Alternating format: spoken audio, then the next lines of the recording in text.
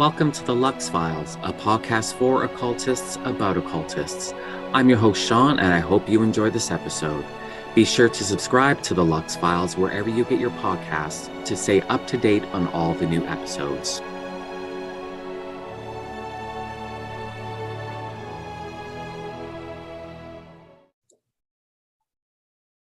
Hello, everyone. Welcome to episode 22 of the Lux Files. I am with witch, author, ritualist, and whiskey enthusiast, Jason Mankey. Hello, Jason. Hi, thanks for having me on the show. Thanks. It's a pleasure. No whiskey in this coffee cup for anyone wondering. It's too early here on the West Coast. Yeah, maybe a little too early for you. It's what, 11 o'clock there? Yeah, which isn't like terrible early. I got up at 7, but you know, it's still too early for whiskey. Well, I'll keep my coffee pot right there, though. There you go. There you go. So how are things? Things are okay. Things are good. Kind of between projects, which is nice. Yeah, because you just released a book.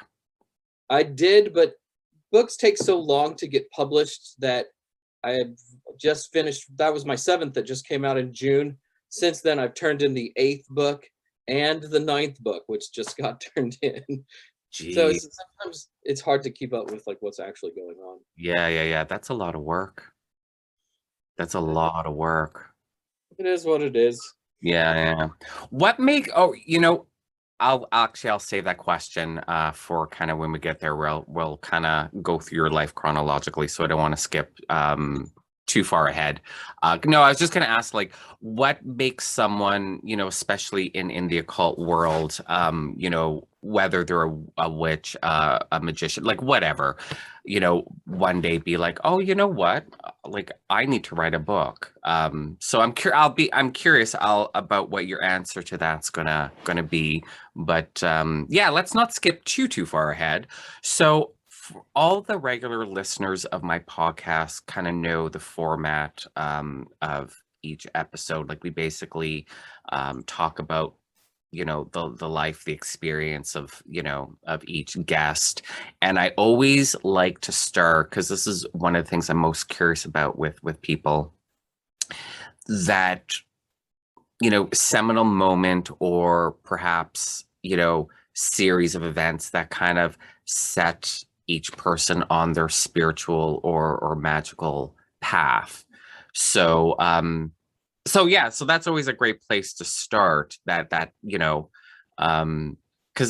most of my guests, it's something that happened in childhood, and it's just always fascinating to hear those stories about X person when they were a kid and how they kind of wrap their heads around interesting experiences. I don't really know like what the exact moment was, because a couple of different ways I can always go with these stories. Mm-hmm. I will say that in the summer between the 7th and 8th grade, I picked up a Sybil Leek book. And for people who aren't familiar with Sybil Leek, she was a very famous witch first in England and then the United States in the 70s and 80s. And our library had a bunch of Sybil Leek books like on a spinner rack. And I think I got How to Cast Your Own Spell was the name of the book, because I'd always been interested in witchcraft and cryptozoology and UFOs and ghosts. If it was weird, I was the one reading it and fascinated by it and like really obsessed with it. So I got this witchcraft book and I didn't really read it. And I checked out like 7 or 8 other books, and I couldn't find a couple of them. My father was getting very angry and impatient with me, like, find the books. And so I flipped through the witchcraft book and there was a spell to find a lost item. So I cast the spell and it worked. And you would think I would be like, oh, I'm going to be a witch the rest of my life. Instead, I was horrified and frightened and scared, happy to take the book back to the library, and then didn't really think about it again for a while, right? But I remember that moment where that spell worked. In the 9th grade, I built a temple out of clay. It was just like a little art project. But I thought that if I made a temple to Aphrodite, I would have a girlfriend, because I was very angsty. It didn't really quite work, but I did build the Aphrodite temple. So it was like this pagan gene within me. Right. And then when I was 21, I read a book called Celtic Magic by DJ Conway, which is not particularly good book by any stretch of the imagination. Yeah. But I was very much into the band Led Zeppelin, and their lead singer, Robert Plant, was obsessed with Celtic mythology. So I thought if I read Celtic magic, I would better understand him. However, it was really just kind of a book about Wicca, dressed up like Wicca was Celtic. Right. But it resonated with me. And that was really the beginning. Within 2 days, I was like whispering prayers to the goddess and stuff. And I think I think we all either had or read Celtic Magic by DJ Conway. I actually still have it on my bookshelf because I mean, I don't throw out books. I don't give them away. Like I keep all of my books. So I literally have that book from the 90s, like when it came out. And it's funny because I also bought her Norse magic book, which is basically like if you read the books separately and you're not aware of either one, even though we as more experienced adults recognize that the book isn't about Celtic magic, the book isn't about Norse magic, but it's still, it is what it is. But when you have the two together, it's almost like she took like the template of one book and then just switched everything Celtic to everything Norse, basically. And it's like, yeah, so, maybe not the best books, but I think we've all been, inspired by that Celtic magic book, and it's okay. I will say one thing about DJ Conway, though. I mean, the history in those books is really bad. But she was a really good writer. Like, her prose is very good. Yeah. She can express ideas succinctly and stuff. So they're good books in some ways. Just don't quote them for a paper or anything. Yeah, And exactly. her rituals were pretty good, and I still use a lot of the language from Celtic magic in my own rituals because it was the first thing I was ever exposed to. So it's kind of all floating around in my head, and I'll find myself like using different phrases and stuff that I first encountered in one of her books. So I don't like to absolutely. She has a book, Flying Without a Broom, that I actually really like. It's like astral traveling and whatnot. And one thing about her writing is she's very inspiring. Like, her writing makes you dream and wonder and, inspires you to explore this and learn and go deeper and whatnot. So, there's value there. And she had a huge impact on especially those of us who kind of came of age in the 90s, right? Yeah. I mean, huge impact. And, it's easy to kind of make fun of her now and things, but she was a gateway for a lot of us. She friended me on Facebook before she passed away a few years ago. And it was like one of the coolest moments of my entire life, right? I didn't send her a friend request. DJ Conway sent me a friend request, Whoa. Yeah. I'm still a fan. I'm still like a 18-year-old fanboy in a lot of ways. Yeah, that's kind of cool. I definitely would have liked to have known her as a person. Absolutely. I mean, I didn't really feel like I ever really got to know her. She didn't post a whole lot, and she was really different than a lot of those other writers of that era. I mean, I remember seeing Silver Raven Wolf in Lansing, Michigan, where I lived at the time. Ray Buckland came and visited us once. I met Edane McCoy. I mean, a lot of those writers from that era traveled and did festivals, and she really wasn't one of them. She never saw her at like a campground or anything or at a psychic fair. Yeah. Kind of like whoosh, mystical in her own way. Yeah, for sure. That's kind of, before the age of social media and putting yourself out there and, doing your own kind of marketing of being always like in everyone's face because you're plastered all over social media. Doing the exact opposite, I think, kind of works really well.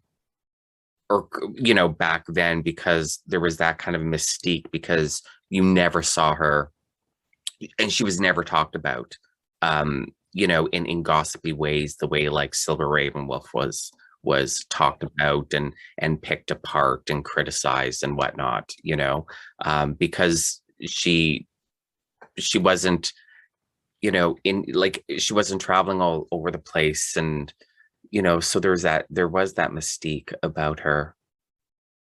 I also think that we are very good at eating our own.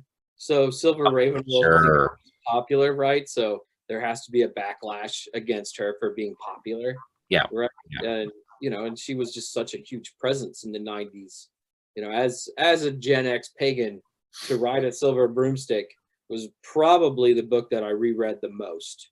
Okay. It has the most like Dorito stains on the pages. It was the book I read and reread the most. And a lot of my friends were the same way. But by the end of the decade, this person had been so popular now was kind of like, well, she wrote Teen Witch, so she's terrible, right? And it had just really kind of turned on a dime. And now it's kind of turning back again.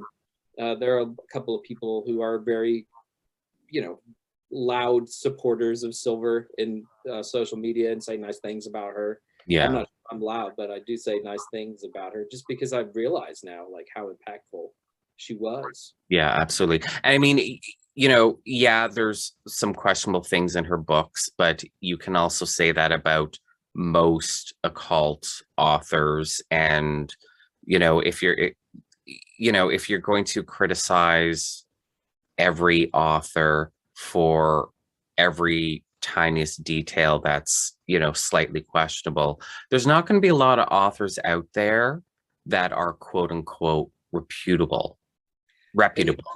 you're certainly not going to get any book from the 90s, right? I mean, there were so many problems with so many books in the 90s.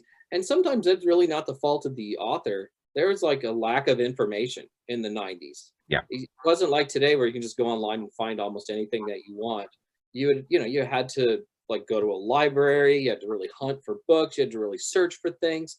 And also there just really weren't that many books available. Yeah. Right? So when somebody gets something wrong in a book from the 80s and 90s, they're not stupid, they're not trying to trick somebody. It's just that nobody knew any better. Yeah, Right? and I mean there's so much academic work about like the history of the witch hunts, and you know witchcraft, through early modern Europe, and going back farther into the ancient pagan traditions. Like there's so much more scholarship now because that 90s era of occult books showed that there was an interest in that field. There was no one's going to be writing about, like, on an academic level of stuff that no one cares about, you know what I mean? And you're seeing all of this interest, all of this growth in witchcraft and Wicca and supposed old traditions, old pagan traditions that have survived throughout the centuries. You're gonna get academics be like, is that really a thing? Let's find out. Let's research this and let's write about it. So what comes first, the chicken or the egg? Like, do you have solid academic information first, or do you have, sort of like a pseudo oral history, coming out of the neo-pagan movement first? Like, which comes first, which follows? We're pretty lucky though now. I mean, we live in an age of Triumph of the Moon, right? Which was like the first big modern academic work. And I remember when the first academic books started to slip in the mid 90s. And that's really great. But what's most important, I think, about witchcraft stuff is not whether or not it's really factually accurate, is does it work for you? And right, Yeah. if it works for you, that's really what's the most important. Doesn't matter if what you're saying is really centuries old or truly derives from some sort of ancient tradition that was hidden through the centuries. As long as it works, it's all good. Exactly. Because I mean, if that was the bar, authenticity through um the age of a thing, none of us, Golden Dawn, Thelemite, like none of us would be doing magic. No, I mean, because look, we just don't have everything doesn't survive like we want it to, Yeah. right? Even things with a lot of paper trail, like the Golden Dawn. I mean, there are still gaps in what we wish that we really knew about the Golden Dawn sometimes. And yeah, it's hard to and then of course, especially ancient paganism, there are so many gaps. Even gods that are well attested to, like the Greek gods, we still don't know nearly as much about them as we would like and how they were worshipped.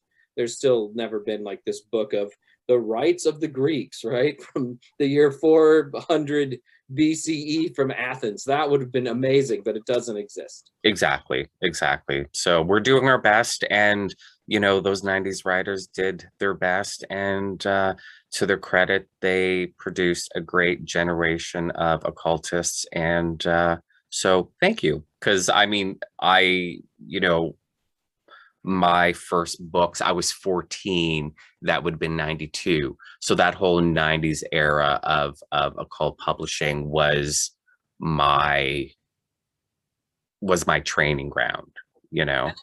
And it was a glorious era too. I mean, I Mhm. know a lot of those books haven't held up, but it was still this era of like the super mega bookstore, right? And Yeah. in the United States, that was Barnes and Noble. You know, nothing like that had existed before the 90s, and all of a sudden they're cropping up everywhere. And you can go to these big bookstores and they have books on Wicca and paganism and magic.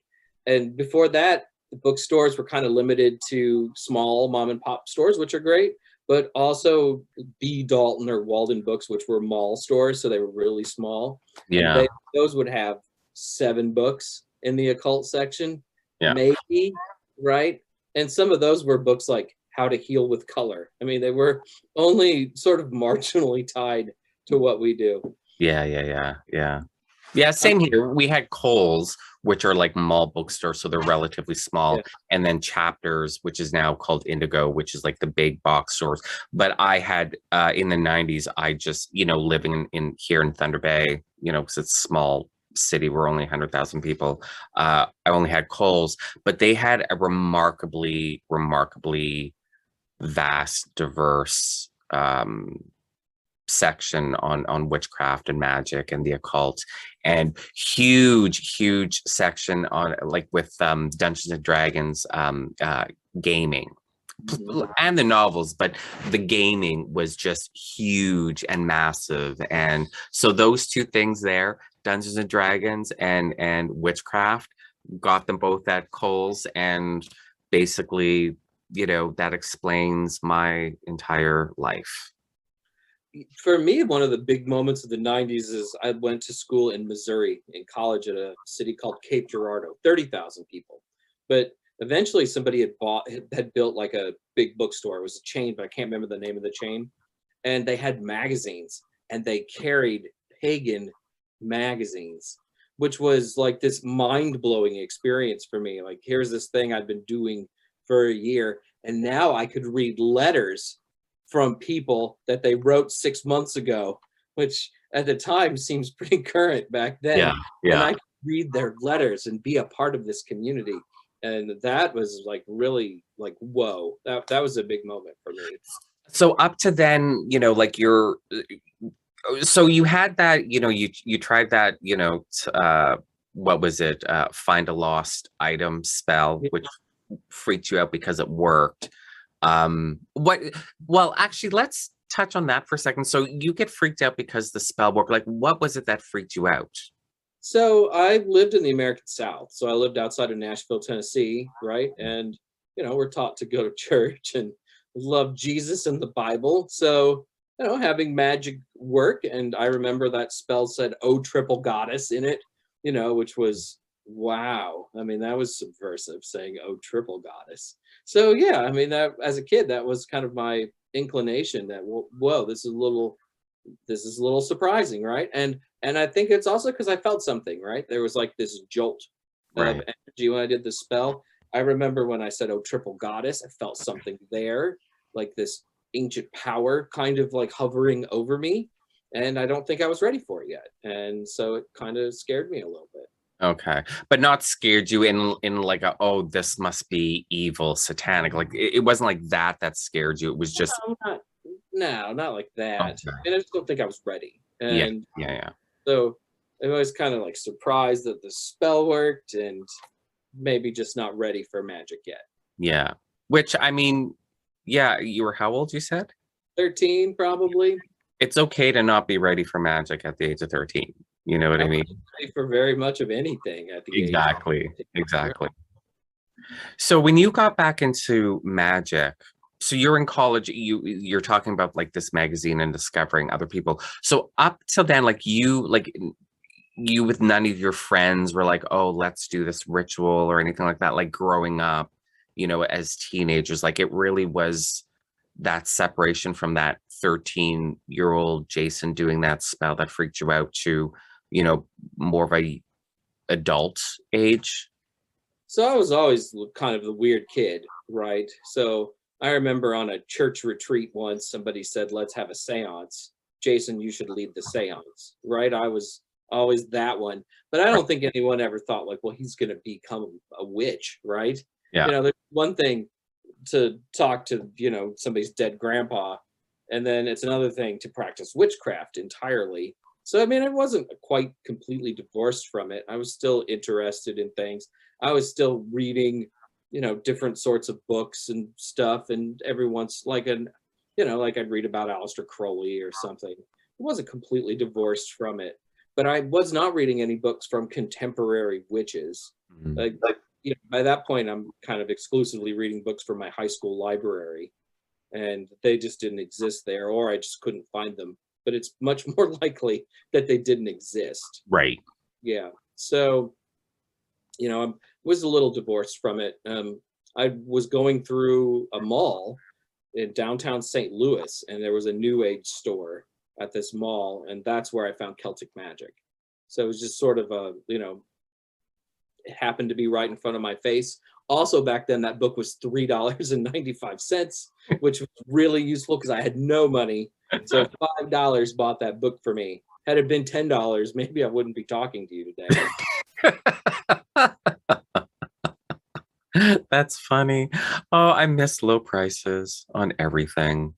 It was also a big time in my life though, because I was changing about what I believed about a lot of things. I Mm, mean, because I'd grown up in the South, because I was president of my church youth group and that kind of thing, I was a conservative Republican, when I was 19 or 20. And right. I began to see that that was not how I wanted to be and not who I was. And I was like, horrified by the way that party, and especially that kind of brand of Christianity, though and I was a Methodist. Methodists are usually pretty wishy-washy good, when it comes to where they are on the Christian spectrum. But a lot of my Christian friends, gay people are bad and stuff. And I had a gay brother, and I was like, I can't be down with that. Yeah. So I found witchcraft while I was having these changes in my life, in this transition from being a conservative to being a flaming liberal. Hmm. So it Hmm. was, and it aligned with my values in a way that Christianity was not going to align with my values. Right, right. So did you see it sort of like even though like my family wasn't really overly religious. I mean, I did grow up Roman Catholic, and it was in looking back on my life, I understand how important, you know, um spirituality is to me, has been my entire life, even when I was younger, a teenager and whatnot. So I think finding something that I was able to transition from, Roman Catholicism to, Wicca without, any sort of, I don't know how to describe it, without any gap in between. It just, I think being able to go from one to the other, I wasn't without, spirituality or any sort of belief in God or gods. I think was really valuable and important to my growth and my development. So same thing with you in a sense, like you didn't go through this period, like so when you were changing from like this conservative Christian into a liberal, you know, with the witchcraft, like it was just like a gradual smooth transition basically. I think it was. I mean, just because I saw how my politics were changing, and I'd always had problems with Christianity, even when I was practicing it, because I did not like the idea of, well, if you've never like experienced Jesus, you're going straight to hell, right? And I could never get a straight answer about that. I'd be like, what if you lived on an island and you never were, shown anything about Jesus? You never had a Bible. No one ever said the name Jesus. Would you be going to hell? And they'd be like, well, yes. And I'd be like, well, that's dumb, right? That's like really dumb religion. So I'd always had some issues. But I was a religious person. I like deity. I like spirituality. That kind of thing is important to me. What Wicked wasn't so much a complete replacement. It was a supplement, right? Instead of one thing, now I could have 1,000 things, right? I remember my first prayer, my grandmother had taught me, Lord, keep us safe this night, secure from all our fears. And the first time I kind of did like my Wiccan version of it, I was like, Lord and Lady, keep us safe this night, right? That was like a big step for me, right? Like praying to this goddess figure, but it felt natural, and so it was a pretty smooth transition in a lot of ways. Yeah. And a lot of the trappings are all the same too, which helps, right? You can still do Halloween, you can basically still do Christmas, you can decorate for Easter if you want. You don't have to sacrifice all of those things when you move from a Christian tradition to a pagan tradition. Yeah. They're still there. Also, you're never like forced to renounce anything, right? You don't have to go, well, I'm going to spit on this Bible or something. We don't do that, or I'm now turning my back on Christianity forever. There's no ritual like that. Yeah. My wife was Catholic, and she had mostly good experiences in the church, and I know a lot of people have bad experiences, and those are, and I understand that, but we didn't have terrible experiences. So I love that I don't have to discount everything necessarily. Right. It's just a part of my progression. Yeah. As a human being. Yeah. Yeah. It always baffles me. And I get it. The way, Christianity is, Catholicism and whatnot, where you have to renounce and, if you want to be a Catholic, you have to renounce your Judaism or whatever you are. And it makes no sense. It makes, I get it. I get why they, some of these religions do it. But at the same time, I don't get it. Like, it doesn't make any sense. Because what am I really renouncing? Like, I'm just saying the words like, okay, I renounce X. Well, you don't know if I mean it or not. Right. It could mean absolutely nothing to you, right? It's just something you say. Yeah. One of the things about the 90s too is there was a lot of sort of new agey influence, especially in paganism at the time. And there were a lot of books that were like, well, you could be a Christian and a pagan, or a Christian and a witch, or a Wiccan or something, right? I remember one book was all the breakdowns of the different pantheons that you could choose as a Wiccan. There was like Egyptian, and then Celtic, and then there was Christian in this book, right? And so, those kind of things made the transition so much easier. Like, you could kind of go witch light for a while, Yeah. and do Jesus stuff if you needed to. And now, though, people are like, no, you can't be a Christian and a witch or whatever. And I'm like, of course you can. It doesn't always work. You can't go to the Baptist church and probably do both, but I'm sure you could find a way.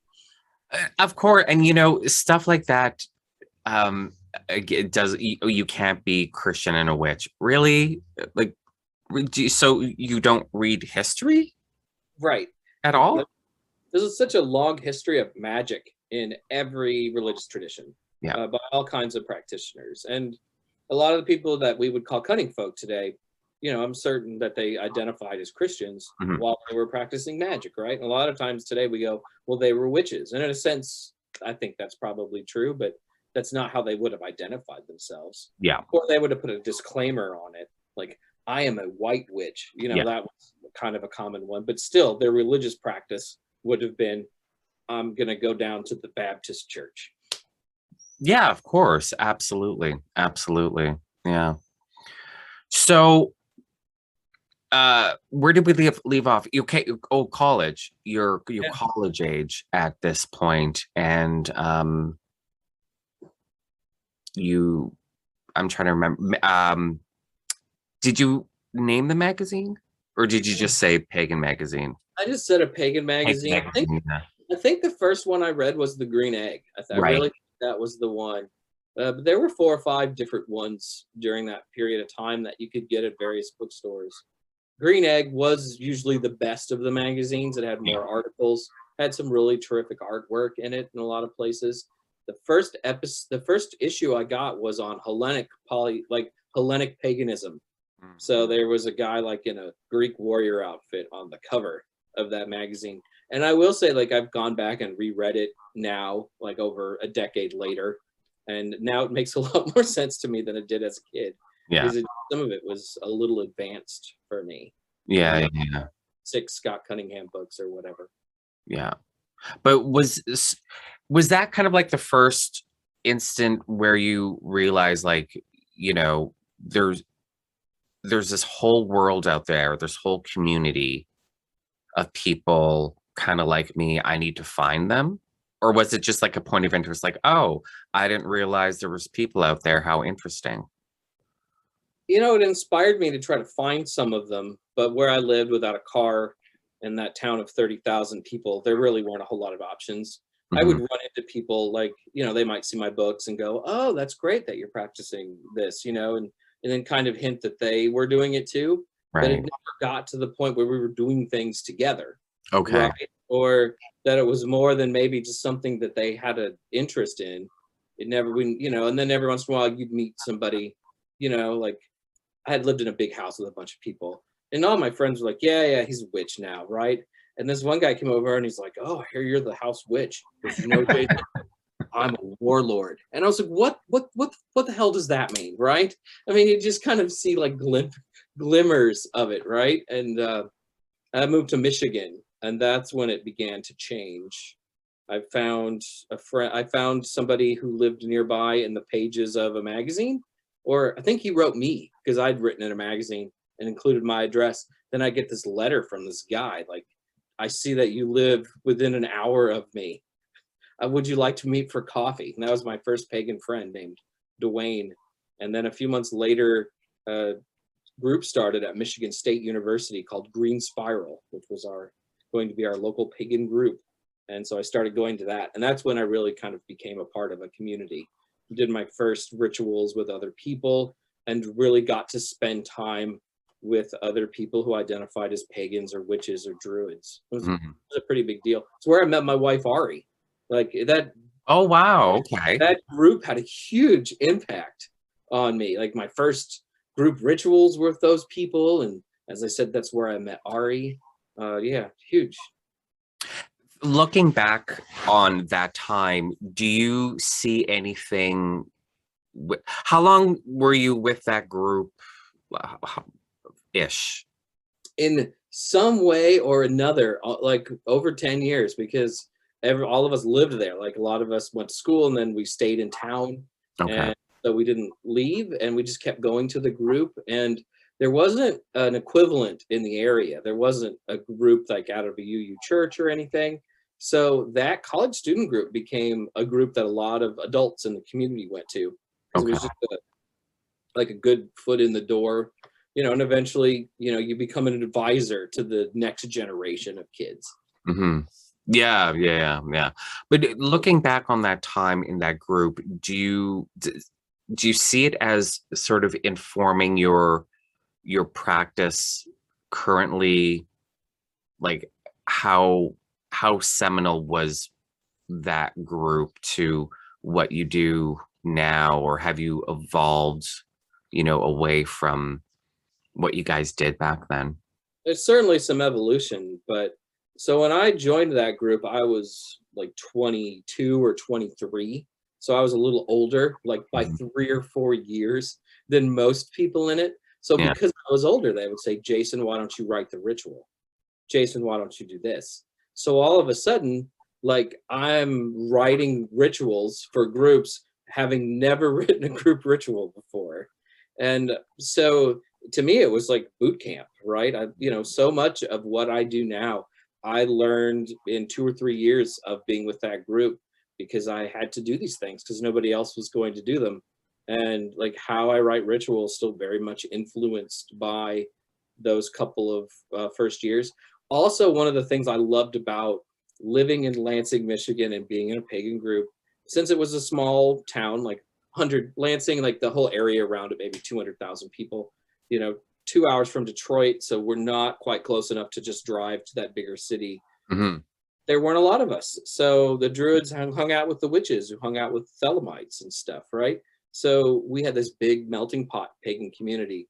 And, sometimes you go to a ritual and a druid was doing it. So you kind of learn how they do things. And then, some nights before a big party, we would have a reading from the book of the law or something, right? It was like this whole immersive experience that now, like where I live in the California Bay Area, you can just kind of hang out with people who do exactly what you do, right? Yeah. You only hang out with witches or whatever. And that's great. But at the same time, you kind of miss this richness. So I got exposed to all these different kinds of practices, which I really love. So to me, like the pagan community has always been a pretty big deal because I grew up in a community that really was the pagan community. It wasn't just one aspect of it. It was a lot of different pieces. Yeah. That's one thing I think we kind of evolved away from as we moved online was, connecting with, like, in real life, connecting in real life with whoever has, a slightly similar interest to you, just because you're so needing of those connections. Whereas now we're all online, and if there's no one that does exactly what I do in my town, well, it's no big deal.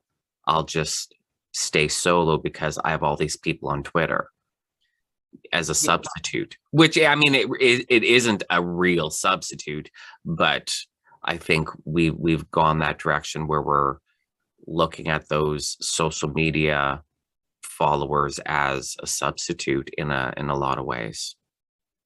Also, there are some really lousy people in the community in the 90s and early aughts before like social media now is kind of like bleach, right? If somebody is a very bad actor, it's easy to like point out and say, don't do things with this person. Yeah. Don't be a part of this group.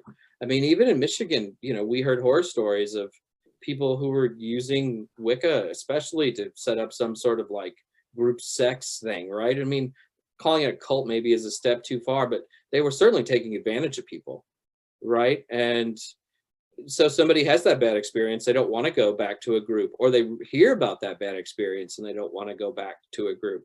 Yeah. So I get why people sometimes just congregate to the online space. Even those people who do things with others, though, I think now it's just much easier to only be in the group that is full of witches, right? Mhm. So you don't get this richness that Yeah. is part of our community for most of, since in North America, since it really started in the 60s. Yeah. All Yeah. of the festivals and stuff that I've gone to in the US or Canada, it's always this diverse group of people who identify as pagans. Hmm. We had a group here. God, this is going back at least 20 years. That they were a group of witches and a coven of witches, and in order to be initiated, like the initiation rite was basically an orgy, and all that bullshit, all of that bullshit, but people fall for it. Yeah. And that was so common back then. Well, if you're not sex positive, then you're really not a witch, right? Yeah. And people would guilt us into doing that kind of thing. Yeah. I really think that sometimes Gen X doesn't get enough credit for because we really didn't put up with that sort of bullshit as much.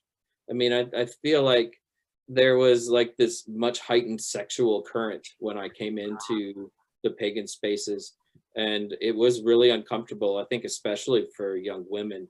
Mhm. And it kind of got tamped down. I'm not saying it disappeared, I'm not saying that we're perfect. I'm not saying that we don't have work to do, Yeah. but it was so much worse at one point than it is now. Oh God, yeah. Yeah. And I mean, you know, there's, well, first of all, you can be sex positive without uh being interested in having orgies. So obviously, I mean, we can just get that out of the way, because, you know, one doesn't automatically lead to another.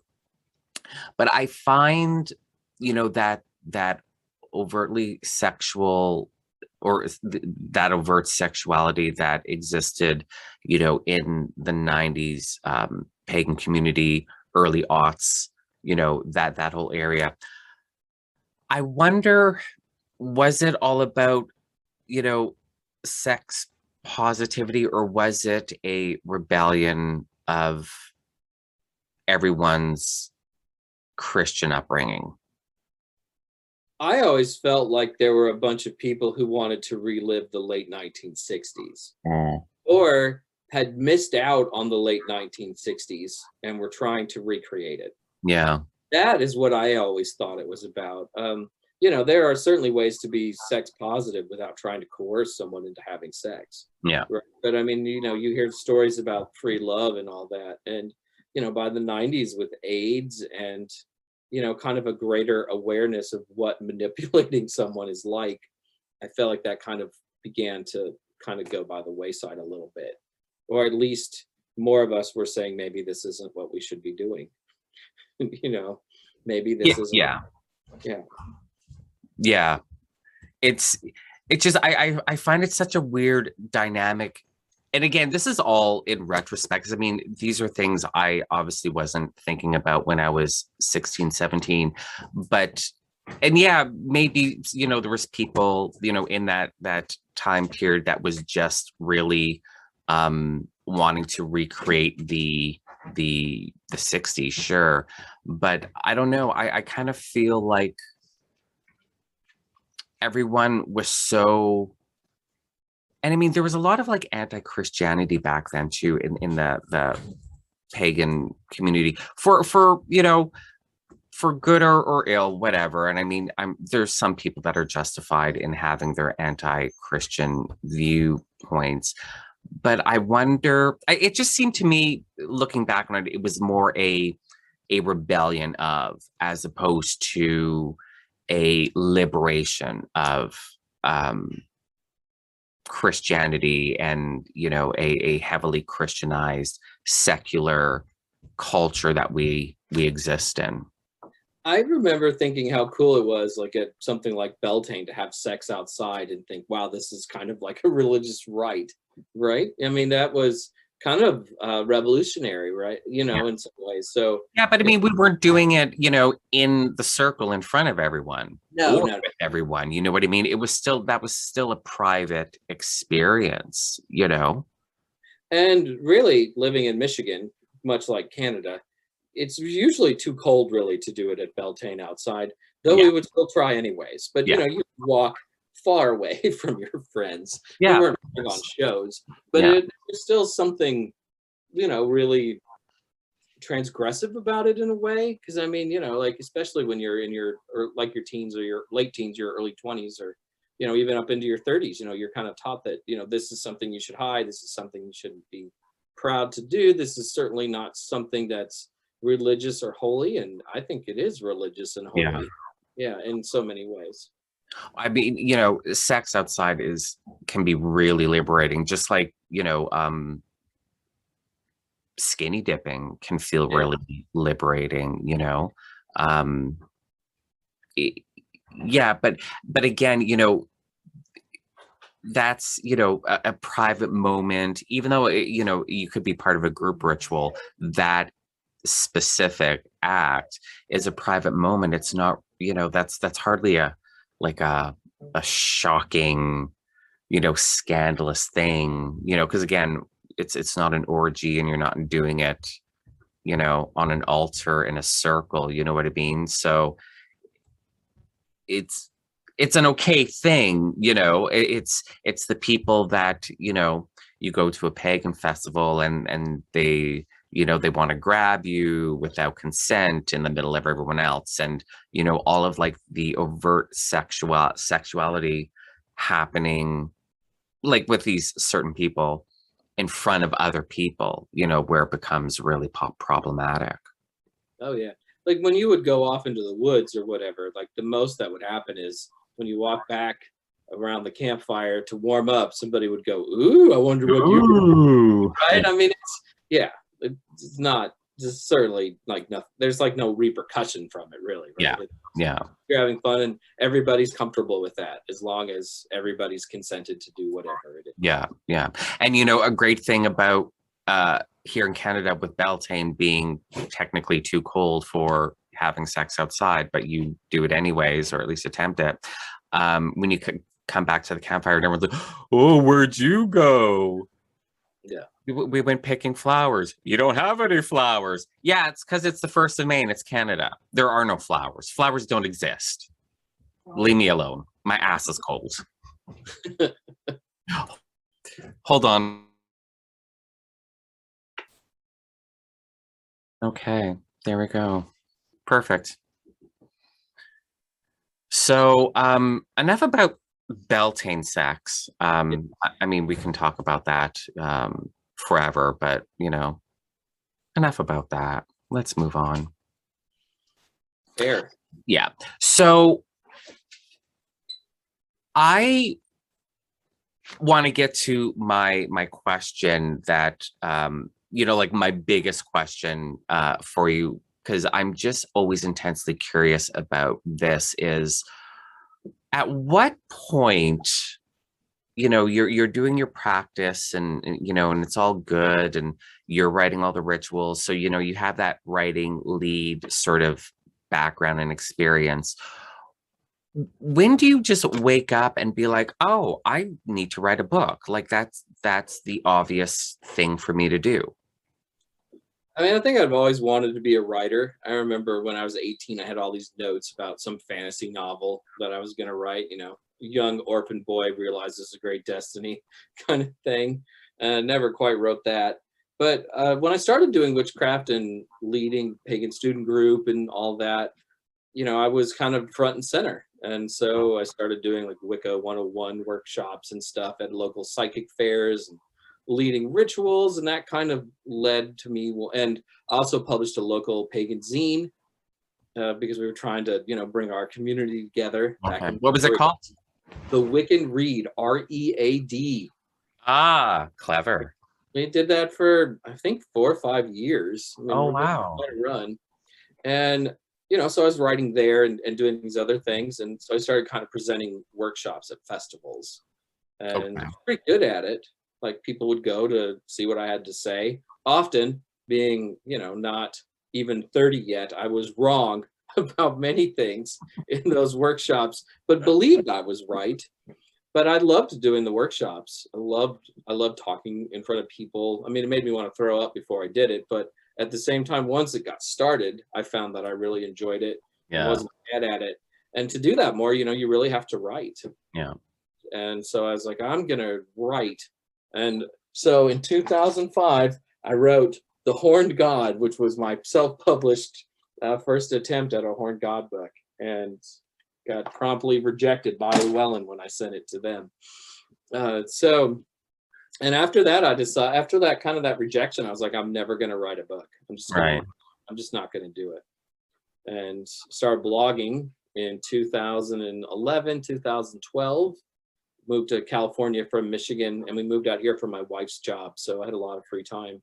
So I started blogging and it attracted a readership. And after a couple of years, Llewellyn sent me something like, will you write a book for us? Oh, wow. Here's the topic. And it was a book about athames or athames, depending on where you live. Mm. But I think, you know, to want to write books, I think there has to be some ego involved, right? Yeah. To think I can write this thing. Yeah. But for me, it was a vehicle because I loved the workshops. I loved talking in front of people, loved meeting people, going out and doing things. So the books are a vehicle for that. Eventually, though, after a couple of books, I found that I wanted to write about specific topics. Mostly I wanted to write about things that I wish I had had 20 years ago when I was starting out. You know, like I remember once walking with my wife and going, you know, one day we need to like make the cone of power in our coven, you know, and we need to do that ritual. And she's like, Jason, we do that every time we're together. And I was like, really?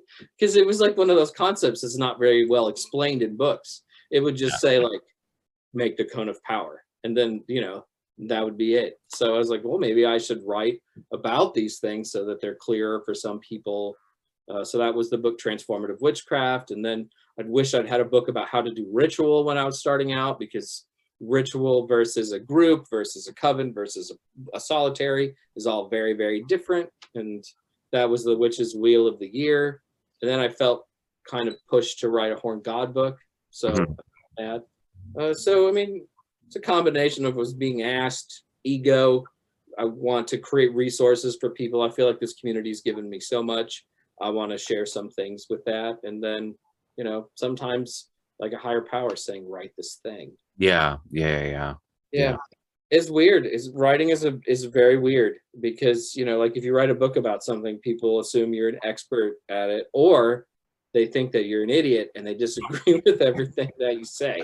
There's usually not a lot of like in between space, right? It's either people like you or they hate you. Like the Horned God book, it's either like basically 5-star reviews or 1-star reviews, you know, because 4 people really disliked parts of the book. Yeah. Which is, it's interesting reading Amazon book reviews in particular, especially the bad ones, like the 1-star book reviews. It's funny in a way, and you know, I'm saying it's funny in a way because I'm not an author. I'm sure you guys are.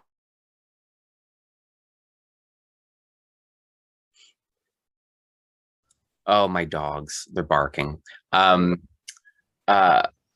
sure you guys as authors, you know, don't find this nearly as amusing as I do, but a lot of these like 1-star reviews and they're bashing the book, but it's almost like a completely different book, and they're referencing things that aren't in the book as reasons why they don't like the book. And it's like, I'm fascinated by you as a person. Like I'd love to know more about you, because there's a complete disconnect between the book you're reviewing and your actual review. You know, sometimes it feels like people didn't read the book. Yeah. You know, they write a review, or you're surprised by like what small percentage of the book that they've really focused in on, right? And like some of the Horned God reviews are about that, because I dare to write about a couple of horned or antlered goddesses in the book. And to me, that's part of the story, so I put it in there. But right, that 1.6% of the book really upset a few people.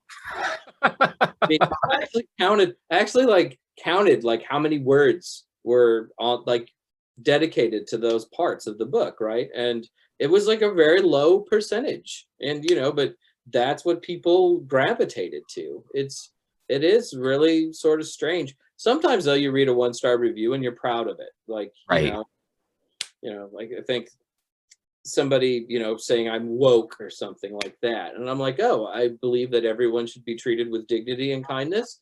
You know, and you obviously disagree. I'm proud of that 1-star review. Yeah, absolutely. Greg and Dana Newkirk, when they launched Hellier, someone gave them a 1-star review, and the review was literally no goblins, because they went to Hellier because a guy contacted them claiming that there's goblins on his property, so they went to investigate, and it was 1-star, no goblins, and they turned it into a t-shirt because it's great. Like it's such a fantastic review, you know. How can you not love that?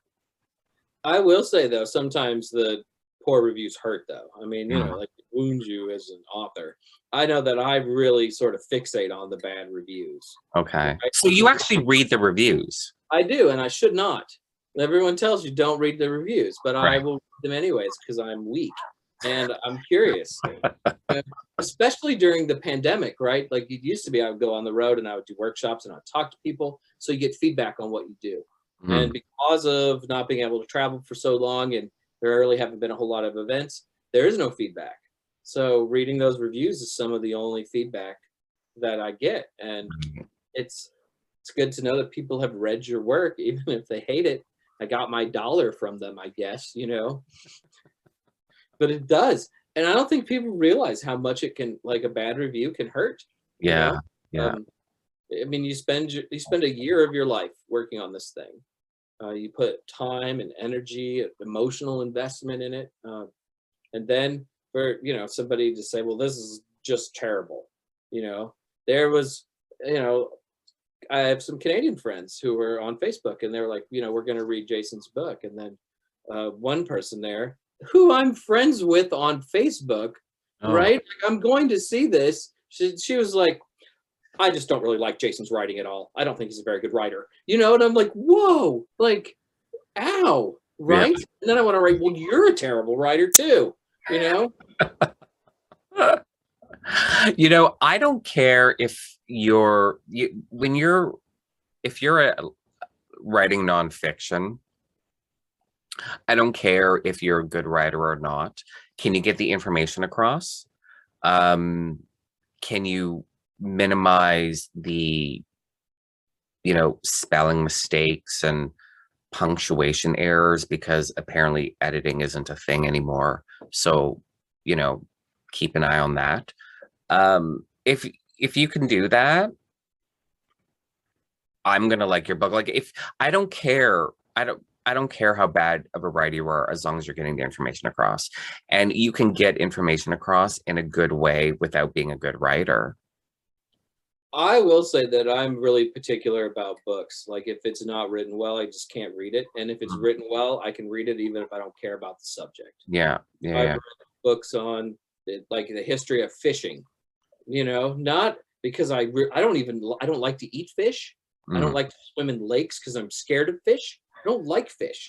But the guy who wrote the book was just such a good writer.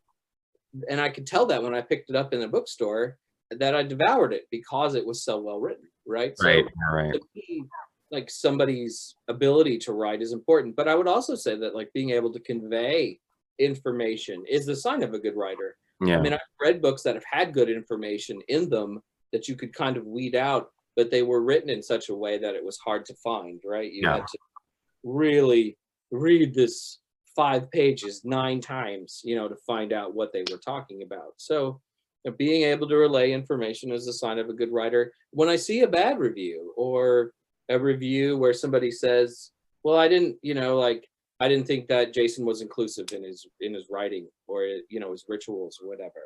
And at the beginning of the book, I try to explain, you know, why things were written the way they were, because the inclusivity is really important to me. And, you know, you can go, well, they're a dumb reader, or you can think, well, maybe I didn't do that right. You know, maybe that's a failure on me, the author. Yeah. Because I did not express this as well as I should have. Right. Right. And it's hard, you know, and being critical is hard sometimes, but I think it makes you a better writer when you can be critical. Yeah. Not dismiss things. Yeah. But also at the same time, you can't be, you know, you can be a great writer. You're not going to be a perfect person. You can't get everything right. And I mean, you know, in an act of inclusivity, it's so easy to accidentally exclude, you know, because I have no concept of this, you know, this lifestyle. So I don't include, you know, I'm not aware of it, you know what I mean? And then you get criticized for being excluding people. And you know, so it's tough. It's tough. You know, you do your best and you hope for the best. You know, but you see a good review where they're not bashing the book. They're just saying, oh, I think this could have been included, blah, blah, blah, blah, blah. Great. Yeah. I'm going to take in that information and see where I can be better.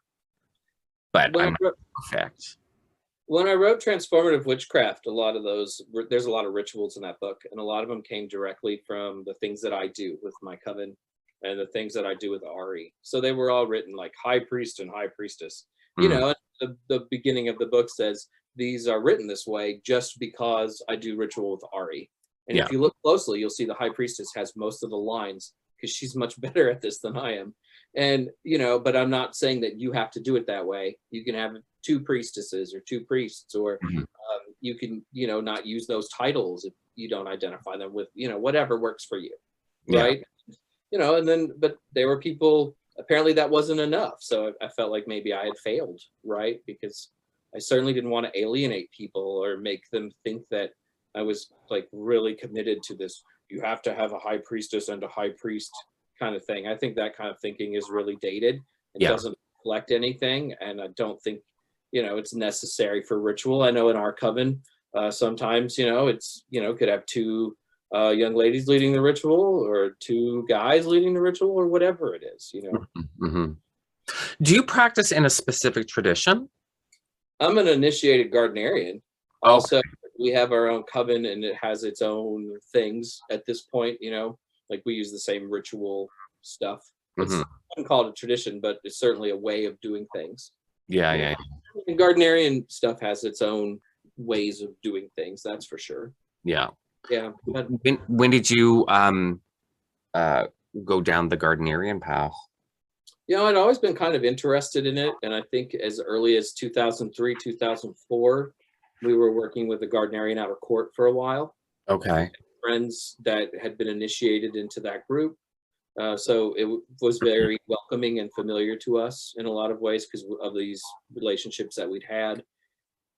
Then we kind of fell out of it for a while. And then in 2009, some of our friends who were in that coven had become high priest and high priestess of their own coven. And they were like, we want you 2 to be our first initiates. And after 8 months of scheduling snafus, it finally happened. And that was in 2009. So, you know, I've been doing that for 12 years. In the middle of it, we soon after starting though, we moved to Michigan. Maybe it was 2010. I don't know. Maybe I was initiated in 2010 because we moved to California from Michigan in 2011. So we didn't really have a whole lot of time with those people, but we kind of continued to work with them from a distance. Now we have our own Gardnerian coven in California. But yeah. Do you have a preference? You know, like Gardnerian can be very different. Well, maybe I shouldn't say very, but you know, different than, you know, witchcraft, how people would define witchcraft today, as opposed to how we defined it in the 90s, where witchcraft and Wicca was the same thing. Right. And where, you know, like that, you know, eclectic, do whatever you want Wicca of the 90s is very different from Gardnerian Wicca. Do you,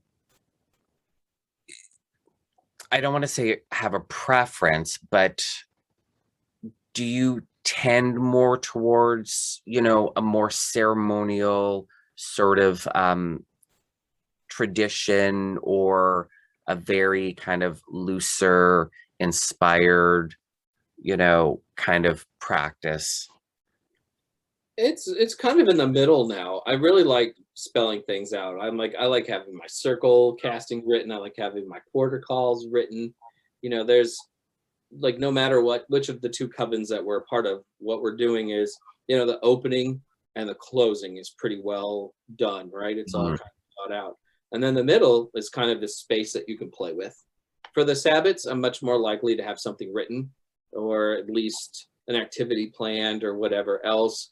But sometimes now, since our coven works so well, we can just meet and like open things up, and then we can spontaneously do some magic in the middle of it or whatever. RA especially is particularly pretty good about that. Like if somebody has a magical need, you know, she can put it together just like that, and it's fun to watch. I do think with Gardnerian, you know, there's a flow to the ritual, which is really different than eclectic ritual.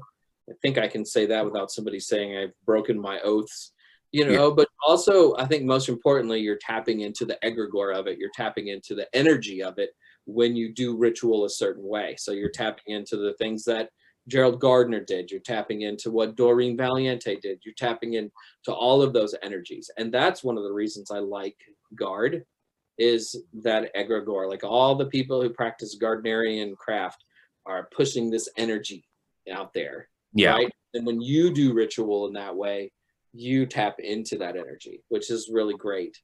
I love our eclectic coven too, though, because as a ritual writer, sometimes I need to do weird shit in the ritual, right? Like, I know I'll take the writings of Robert Cochrane and turn those into a ritual, or I'll take Margaret Murray's Witch Cult in Western Europe and create a ritual out of just what's in those books. Right. So I love kind of experimental ritual. Yeah. And eclectic coven allows me to do that. They both satisfy different needs. Yeah.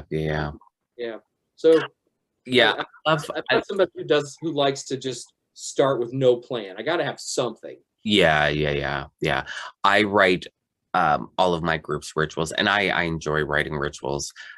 And as much as I'm really into like my structured, Golden Dawn is everything can be just so, and everything has its place and in its proper time and very structured, and I do like that. I do like writing rituals and experimenting and be like, I don't know what's going to happen. Let's find out. Like, I mean, you don't know unless you try. I mean, we're not going to accidentally open up the gates of hell and cause the universe to, implode. So you might as well try, and it's interesting because things can go wrong in just like this is just an awkward flow. It's just really not working. And sometimes the complete opposite, you come up with a ritual and it's just perfection. It's poetry in motion. And, so I like having the freedom of being able to experiment and let's just try it. We'll either like it or we won't. It'll either work or it won't. And, we won't be the worse off for it. So give it a try. I will say, like, the longer I do ritual, especially kind of like Wiccan witchcraft kind of ritual, there's a lot of, things that you kind of build up, like ritual memory. So when you do the middle part, sometimes you don't have to write anything out. You just think, we're going to do this because we've done it before. I know how to do it. And then you just kind of go back to it. And so it's a little more spontaneous and you're not sitting there reading from a book or something, which is really nice.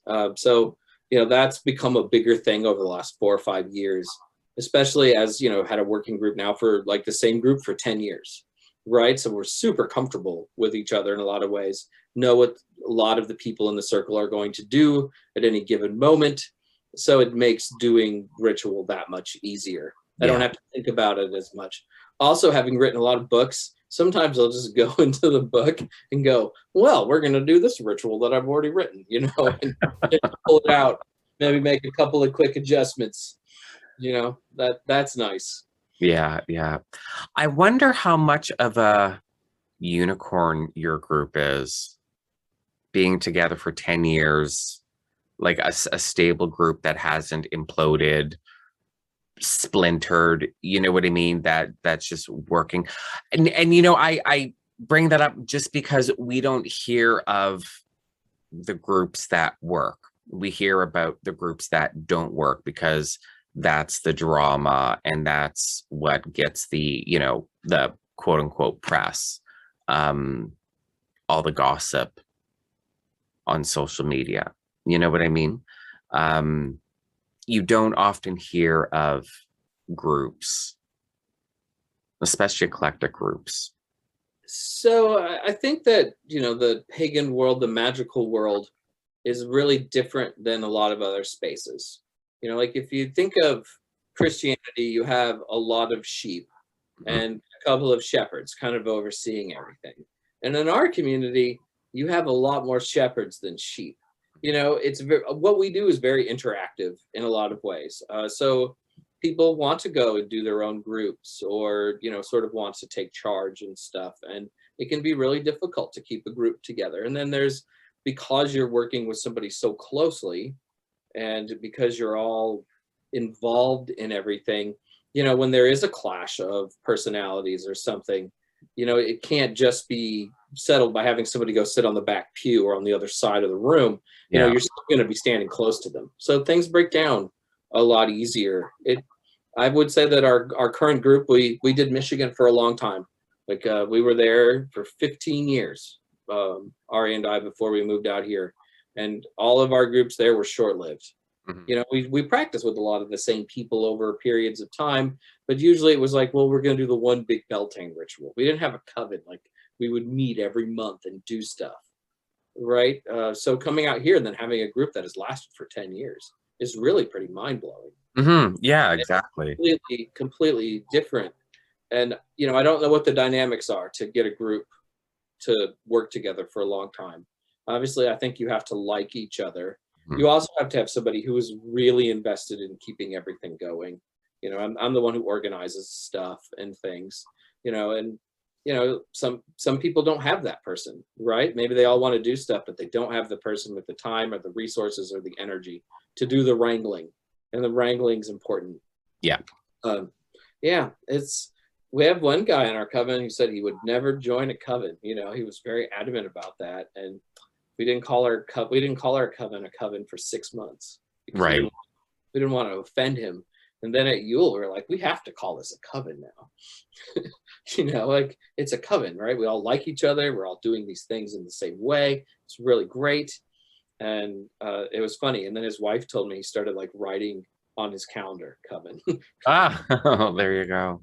Yeah. I mean, With but you the get like, there's a big difference between, you know, say, oh, my magic group, or, you know, the group that I get together with, and coven or circle or lodge or temple. I mean, you know, those other terms are so formal, like we're this formalized group, you know, and yeah, I can see where a lot of people are like, well, I would never join a coven.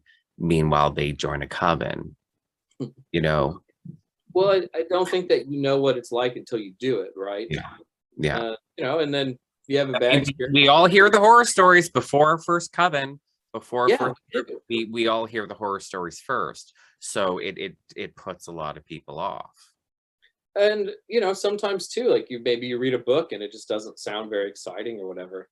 I remember I think Edane McCoy wrote a book called Inside a Real Witch's Coven, and Okay. it was not very good. I mean, it was like her coven was 4 people, right? And I don't know, it's like didn't like reading it. I was like, well, this is sort of disappointing and depressing, right? Like I wouldn't want to join this. Like it didn't have that power and that magic that I thought a coven would have. Right. And then all of a sudden, you know, we had that, right? And you know, we had 12 or 13 people, you know, and that kind of energy I think makes it fun. Mhm. And there's just more opportunity for the unexpected. And I think that's important in ritual, right? Like it's Yeah. not always perfect.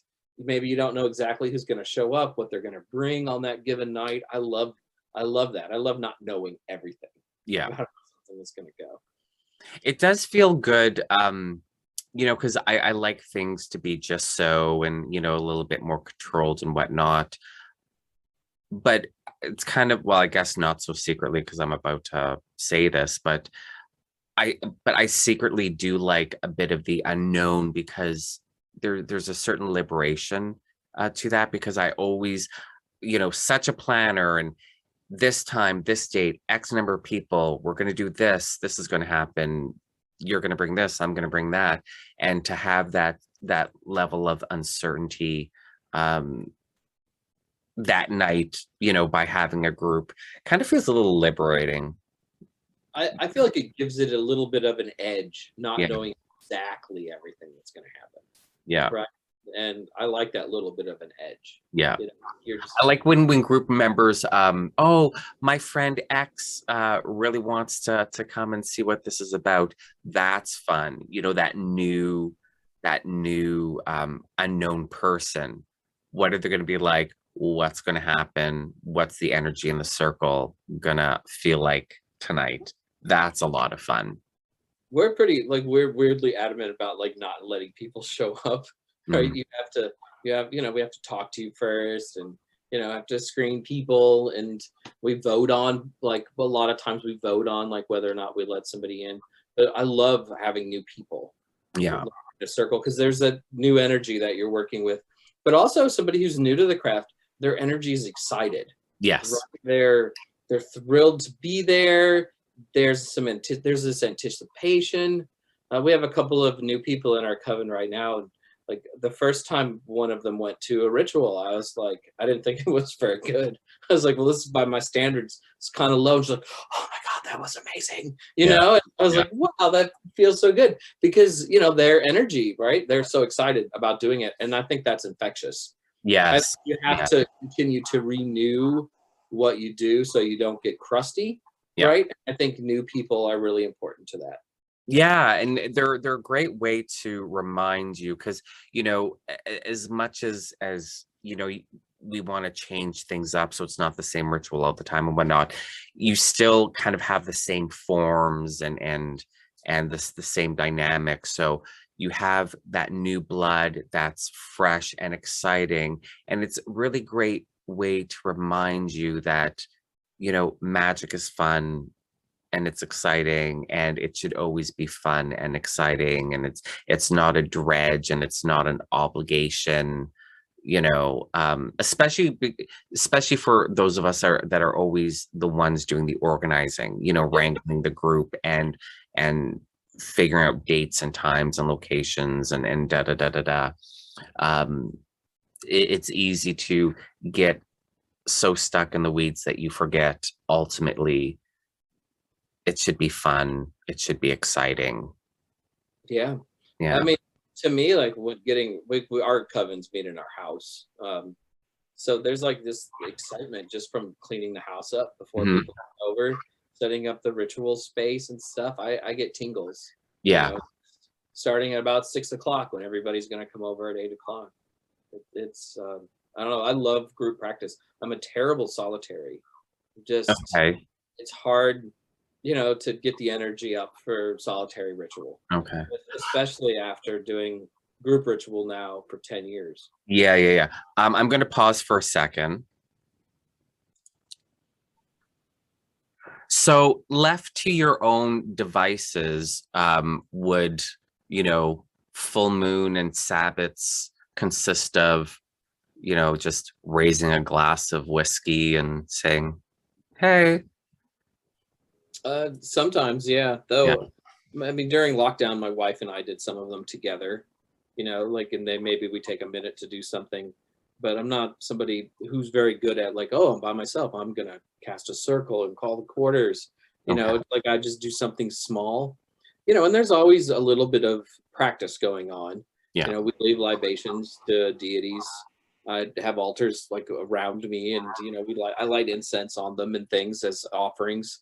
So I mean, I'm doing things, but not like, I feel sometimes like that's almost more like my more pagan work, and then my witch work is with people. Right. Okay. Yeah. I mean, I garden, and I think that brings me close to the earth, which is a part of being a magical person. But I don't think it's witchcraft practice. Right. So I'm not a very good solitary. I need people to do things. Hi, everyone. Thank you for listening to the Lux Files. I'm not just the host of this podcast, I'm also the owner of Lailokens Awen. I make beeswax and scented spell candles, loose stick and liquid incense, anointing oils, and bath salts. So once you're done listening to this episode, why don't you head on over to my website at www.lailokensAwen.com and check out my products.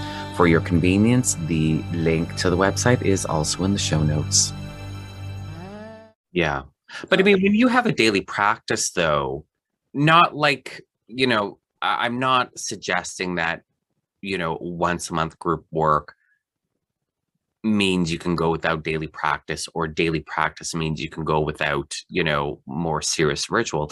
But if you have a daily practice, then the rituals can be, you know, like icing on the cake, you know, like the Sabbath rituals, for example, they could be more like icing on a cake, as opposed to, your majority of your practice. It is. I guess it is kind of like icing on the cake. I mean, I think I need both, right? You got to do some things on your own and there, or sometimes when I think of by myself, I almost think of with Ari. I mean, we're so kind of intertwined. Yeah.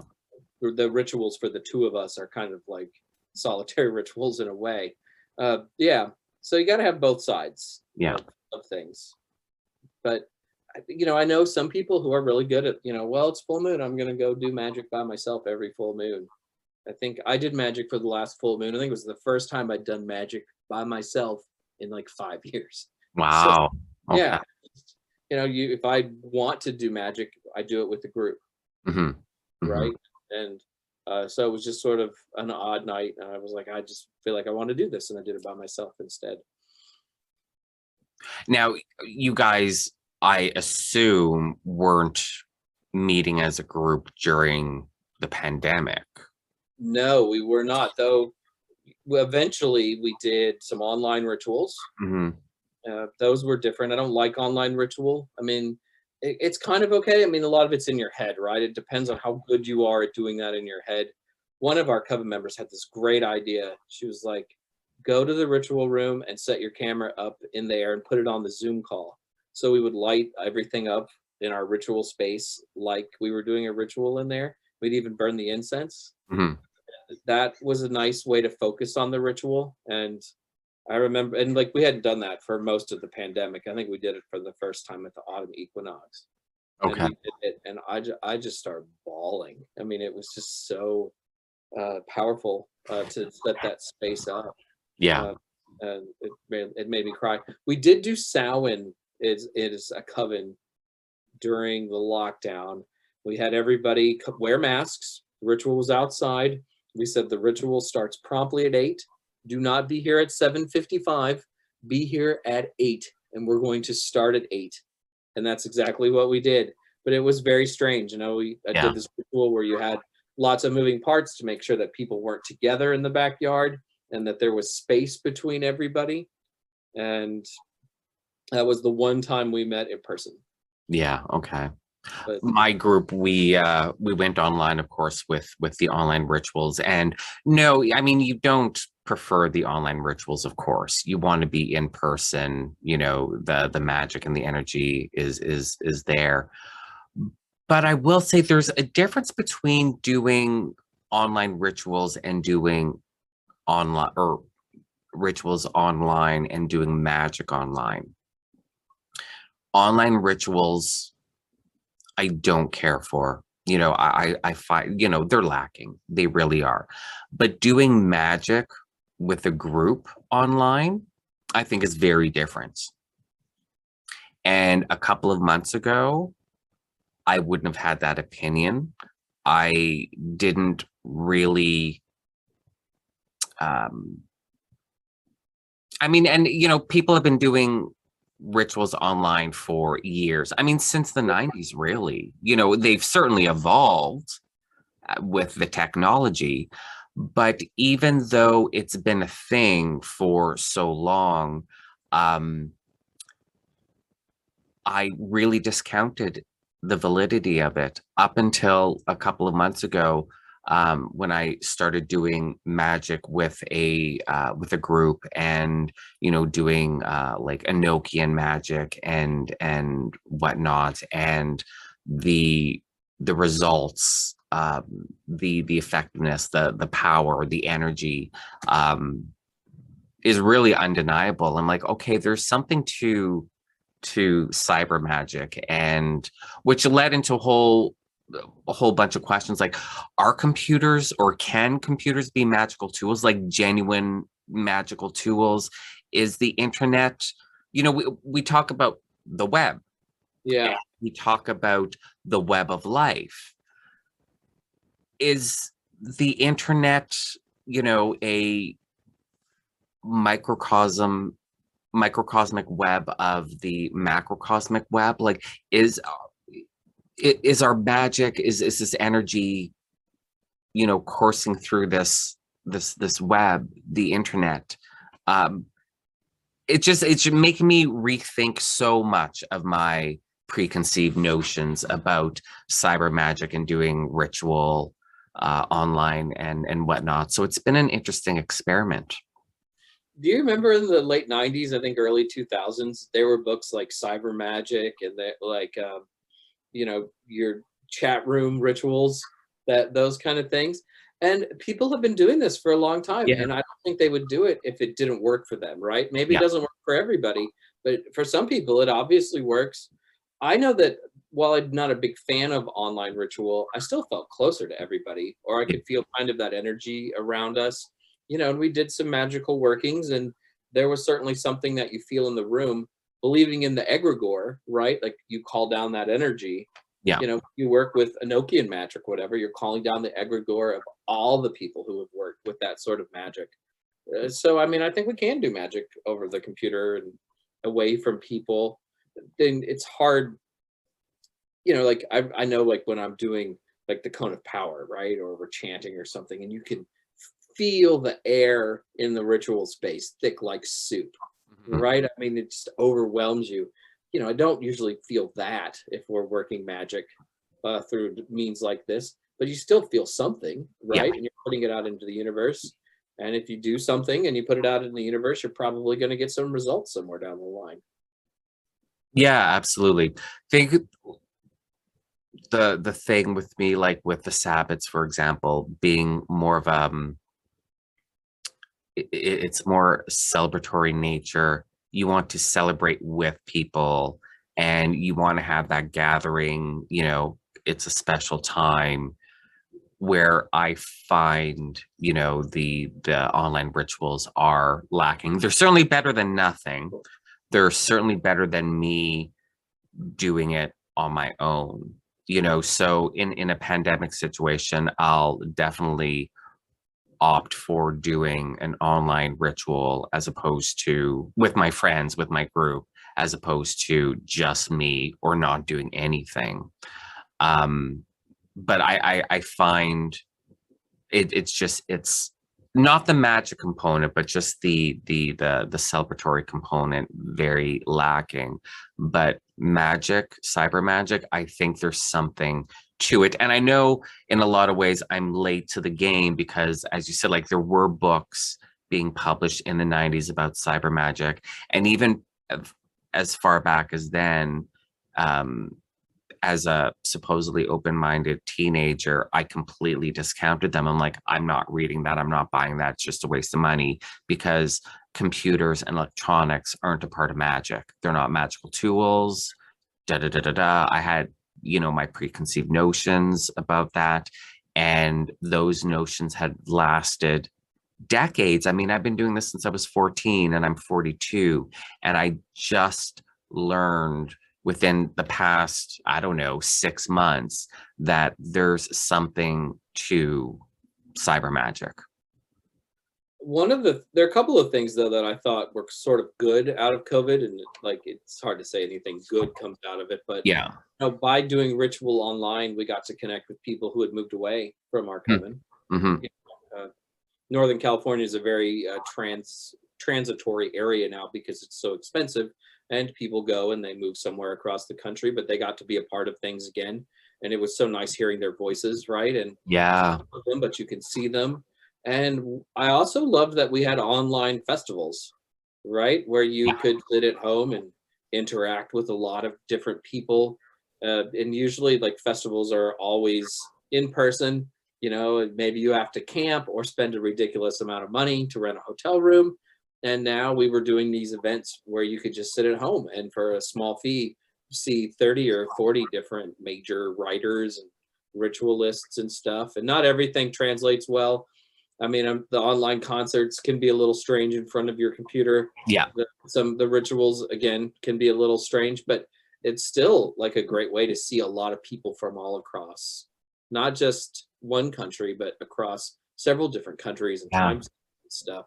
So I hope some of those things continue, and I hope that when we need to, we make magic with Yeah. our friends online and have those connections that maybe we took for granted before or didn't think it was possible to do things with them. Yeah, absolutely. That is, and again, you don't want to say, oh, the good things that came out of COVID, but it was kind of exciting because there's so many, festivals and whatnot. And of course, you want to go to all of them, but who has the time and who has the money, you know? So you have to obviously pick and choose, and, you end up throughout the year going to very few, um, as a guest. So when everything went online, it was like, oh, this is great. I get to go to all of them. And it was wonderful, and like you said, some things work, better than others. But it was wonderful. Um, House Kapuru did their gather online, so calling it Astral Gather, and which is great, which prompted a conversation, like, in the future when we can all get together again and gather, can be a physical gathering again, to still include that virtual element, so yeah, okay, so now the speaker is presenting in front of a large group in a conference room, but it can still be recorded on camera and live streamed, for people that can't make it. And I would never have thought of that pre-COVID, to take a physical, in-person festival and say, oh, we should also be streaming this to viewers for a fee as well. Yeah. And especially like organizations, right, that are scattered throughout the world. This is a way to bring everybody into the activities of that organization. Yeah. Instead of, well, you have to spend $1,000 to fly. I know, especially for you all, to fly to the United States is really cost prohibitive, right? And Yep. but now you can participate from your couch or from your desk. And I think that's like a really important thing. I hope we don't forget those lessons. The whole festival circuit is predicated on people having money and time to travel to these places. Mm-hmm. And sometimes you don't have either. Yeah. And so people are really missing out on something. I mean, I think the first really big one last October was Gather the Witches, which was the Witch With Me people. And that was like this huge, like 3 or 4 night thing with live discussion panels. And I think most of the workshops were pre-recorded, but they were big, like, Mm-hmm. so many.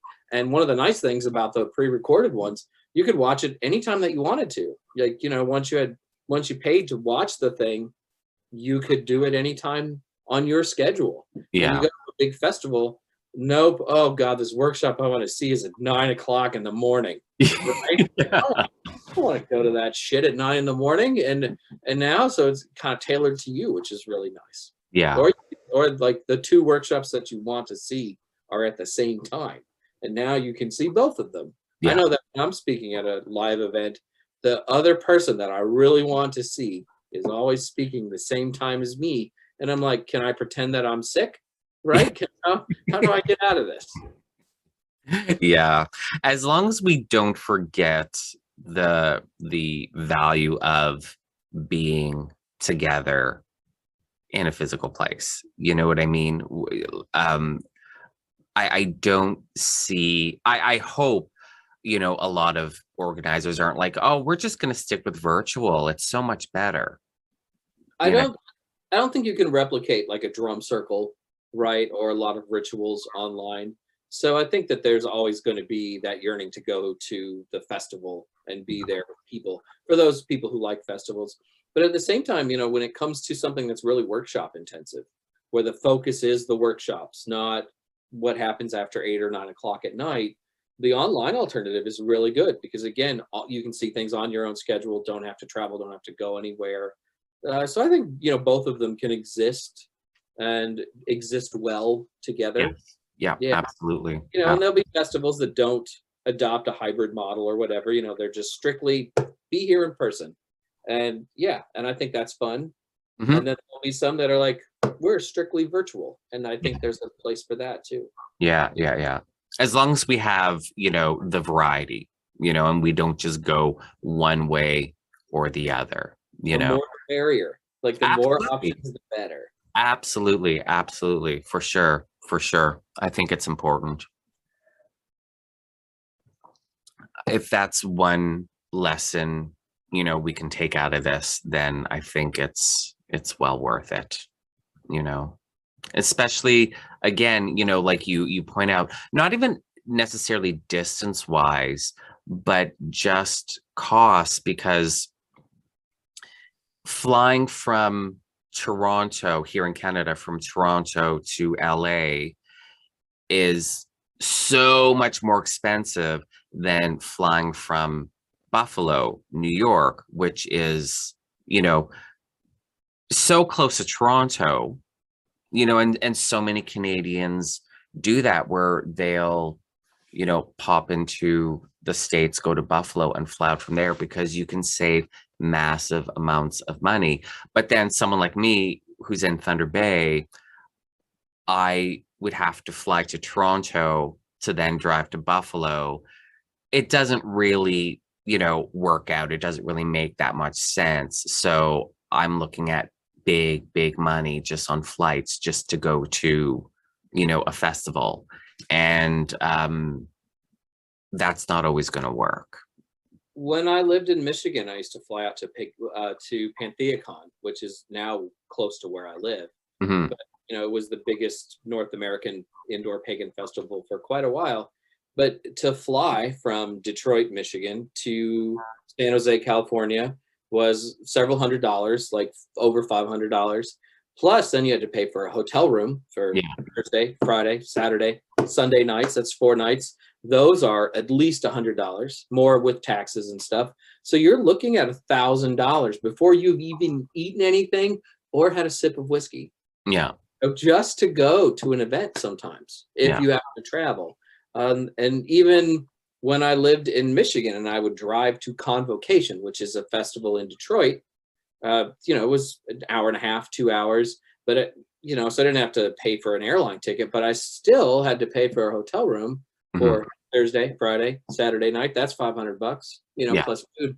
So, and then, you know, you have to pay to get into the festival. It's like another $80 or $100. It adds up really quick. Absolutely. And, you know, and it's always been sort of sad to me that if you wanted to see a presenter, you had to go to those kind of events, or maybe a bookstore event if somebody travels. But in that whole, wow, I'm going to do this thing online, you get to see all of those people Yeah. for a fraction of the cost. Yeah. And Yeah. it's much more egalitarian in a way.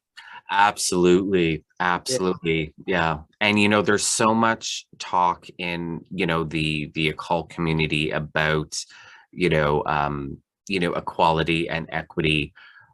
Okay, well, let's put our money where our mouth is then, you know, and let's be more equal. And because just like with anything else, talk is cheap. Yeah. You know, You know, we can talk about it. Let's do something about it then. You know, let's make it more equal. Let's make it more accessible. you know, and then I know some people have told me, you know, well, I don't have access to good internet, so I can't do that. And that's true. I mean, there's no complete solution to any of this, Yeah.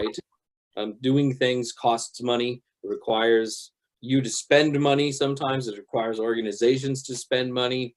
But the more options that we can put together, the better for everybody, you know, Yeah. and not every option is going to work for everybody. And Yeah. no option is perfect. Yeah. Well, I mean, I guess for people that, you know, don't have great internet, if, you know, an online festival is, you know, if you have access to the workshops or the lectures at your convenience, I guess that would help, you know. Yeah, absolutely. Yeah, Yeah. it really does. Yeah. I mean, not like, you know, not like I got you on here to for the two of us to save the world today, but you know, these are just thoughts. We're going to completely change the pagan world. Everything's going to be different after this, and people are going to do what we suggest that they do. You That is know, not going to happen. Yeah, you joke, but I quite often, find myself, I'm like, if people just did what I tell them, this world would be perfect. And I'm like, you know what, Sean, that's some pretty big ego you're presenting right now. And I have to catch myself and be like, you know what, maybe I don't know everything. I mean, I do know everything, like let's be honest, but maybe I don't know everything. I think it's important to throw the ideas out into the ether and see how it goes. I think it's Yeah. important to have conversations about what we can do better, Yeah. because that's the only way we're going to do better, is to have these conversations and Exactly. present new ideas.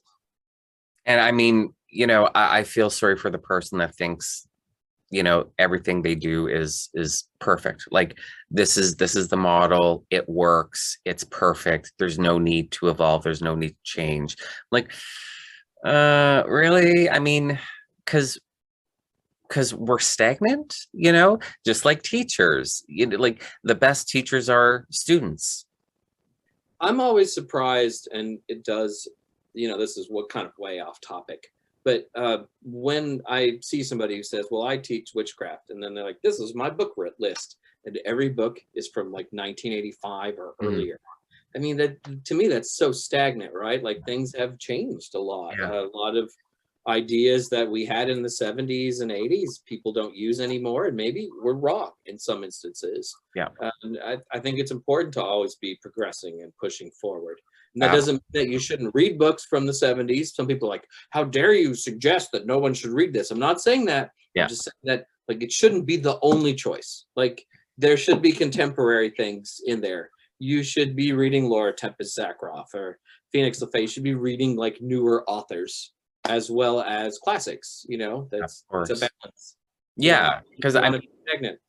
Yeah, the witchcraft community, the occult community, it's grown and evolved over the past couple decades because that's what we do, and you can't be stagnant. And the teachers that refuse to be students, tend not to be the best teachers. By 1975, there were probably a lot of people who didn't think Gerald Gardner's books were good anymore. Not that they were ever good. Wow. But, and then by 1995, maybe this book from the 70s isn't as good, right? Or, going forward. Like, I think Scott Cunningham's Wicca, A Guide for the Solitary Practitioner, has lots of issues. And has not held up very well since it was published in 1989. And then some people are like, oh, how dare you? How dare you? That was my introduction. Well, you know what? It was also one of my introductions. Yeah. But that does, have you read it in 20 years? Yeah. Right? I mean, it's also like, it's also 23 years old. 33 years old, that book? Yeah, exactly. It was published in 1989. That's a pretty, that's a pretty old book. I mean, we don't think of it as being an old book, but it's rare in a lot of genres to have a book that's 30 years old still being kind of the doorway. Yeah. And we're very attached to our first books. Yeah. And so those are the ones we recommend over and over again, even if maybe we shouldn't. And some of those old books are updated periodically. Like, The Spiral Dance by Starhawk. There's a couple of editions of it. She's always kind of keeping the book fresh and current. Margot Adler, before she passed away, she would update parts of Drawing Down the Moon to keep them fresh and current. But, Scott Cunningham, I think, died in 1992 or 1993. He's not there to refresh his book anymore. Yeah. I'm sure he would have, too. I mean, because he would have progressed and changed, right? Yeah, of course, absolutely. Snapshot of 1989. Yeah. And that's what you have to understand with older books. Like they're really a moment in time, and even though the same bad information is not great now, it wasn't great then, technically, but back then you didn't have better information, you didn't have better historical context and information. But it's a moment in time. It's a moment in time, and you can still value the book. You can still recommend the book, as long as you have more up-to-date recommendations as well, you know, to provide that context, because that's just reality. We grow, we evolve, we change. We're humans. That's what we do. And that's why I don't understand people that, you know, try to cancel Aleister Crowley or John Fortune and like Blavatsky. Yeah, they were problematic. And we should acknowledge that, right? Yeah. And that's important to acknowledge that, but I don't think they can be completely dismissed. They've had a huge impact on things. They've had a huge that's the thing. I mean, you know, you want to dismiss, you know, these people that have been dead for decades and decades and decades. So that's a lot of energy you're devoting on canceling people that are dust, number one. So I don't understand, you know, what's the point? Having a conversation of why they're problematic is, you know, a lot more constructive. But are you canceling them but still benefiting from their work? Because if you are, that kind of makes you a hypocrite. If you want to cancel them and their work, then you can say bye-bye to modern witchcraft, to Wicca, to the Golden Dawn, because all of these traditions are informed and influenced by these authors and their work. So what are you doing? Like, are you canceling the entire Western esoteric tradition, or are you being a hypocrite? Dion Fortune is like one of my favorites. And if you've ever read The Sea Priestess, which is her most recent novel, there's like a lot of casual racism involved. She's really disparaging of anybody who's different in any way. There's a lot of weird problems with it, but also like the ritual scenes are like intense to read. They're beautifully constructed. You can feel that energy of those things, and it had an impact on what Gardner and other people did just a few years later. And I think they're worth reading because of that. Yes. You know, and you know, like you should never read Dion Fortune because of these other elements. No, you should still read it, and you should be cognizant of the other elements.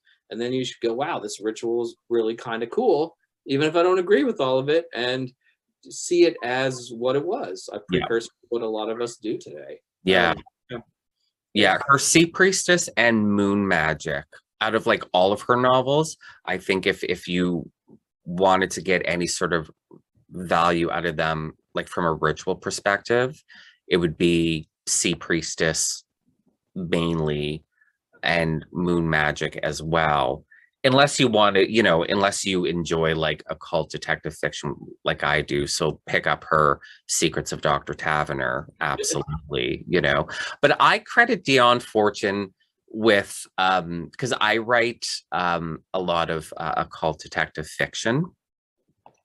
And I credit Dion Fortune with a lot of inspiration, just because, you know, like if you've ever read her psychic self-defense book, you know, her fixation on, you know, the evil black robe magicians that, you know, they have nothing better to do in their lives but do magic specifically against us, you know, honorable white robe magicians and the occult police on the astral lot. You know, it's ridiculous, but lots of inspiration for someone writing, you know, occult fiction, you know. So I got value out of psychic self-defense purely for that just gonzo worldview of the occult community and what magic people are doing to each other. I love the history of magic and the history of ritual. And at festivals, I'll do sort of experimental rituals. And one of them I do is a Dion Fortune ritual based on mostly moon magic.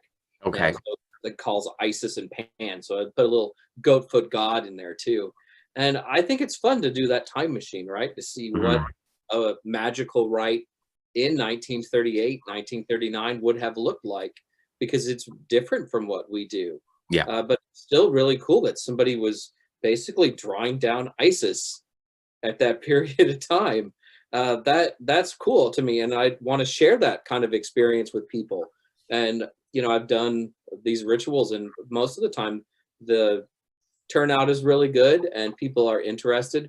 And some people too, like especially when they're older, there were so few magic books, right? Mhm. There were so few resources that they did rituals in that same kind of way. And we were doing a Dion Fortune ritual once, our coven, and I noticed this lady just mouthing every word that we were saying, right, from the invocations of Isis, from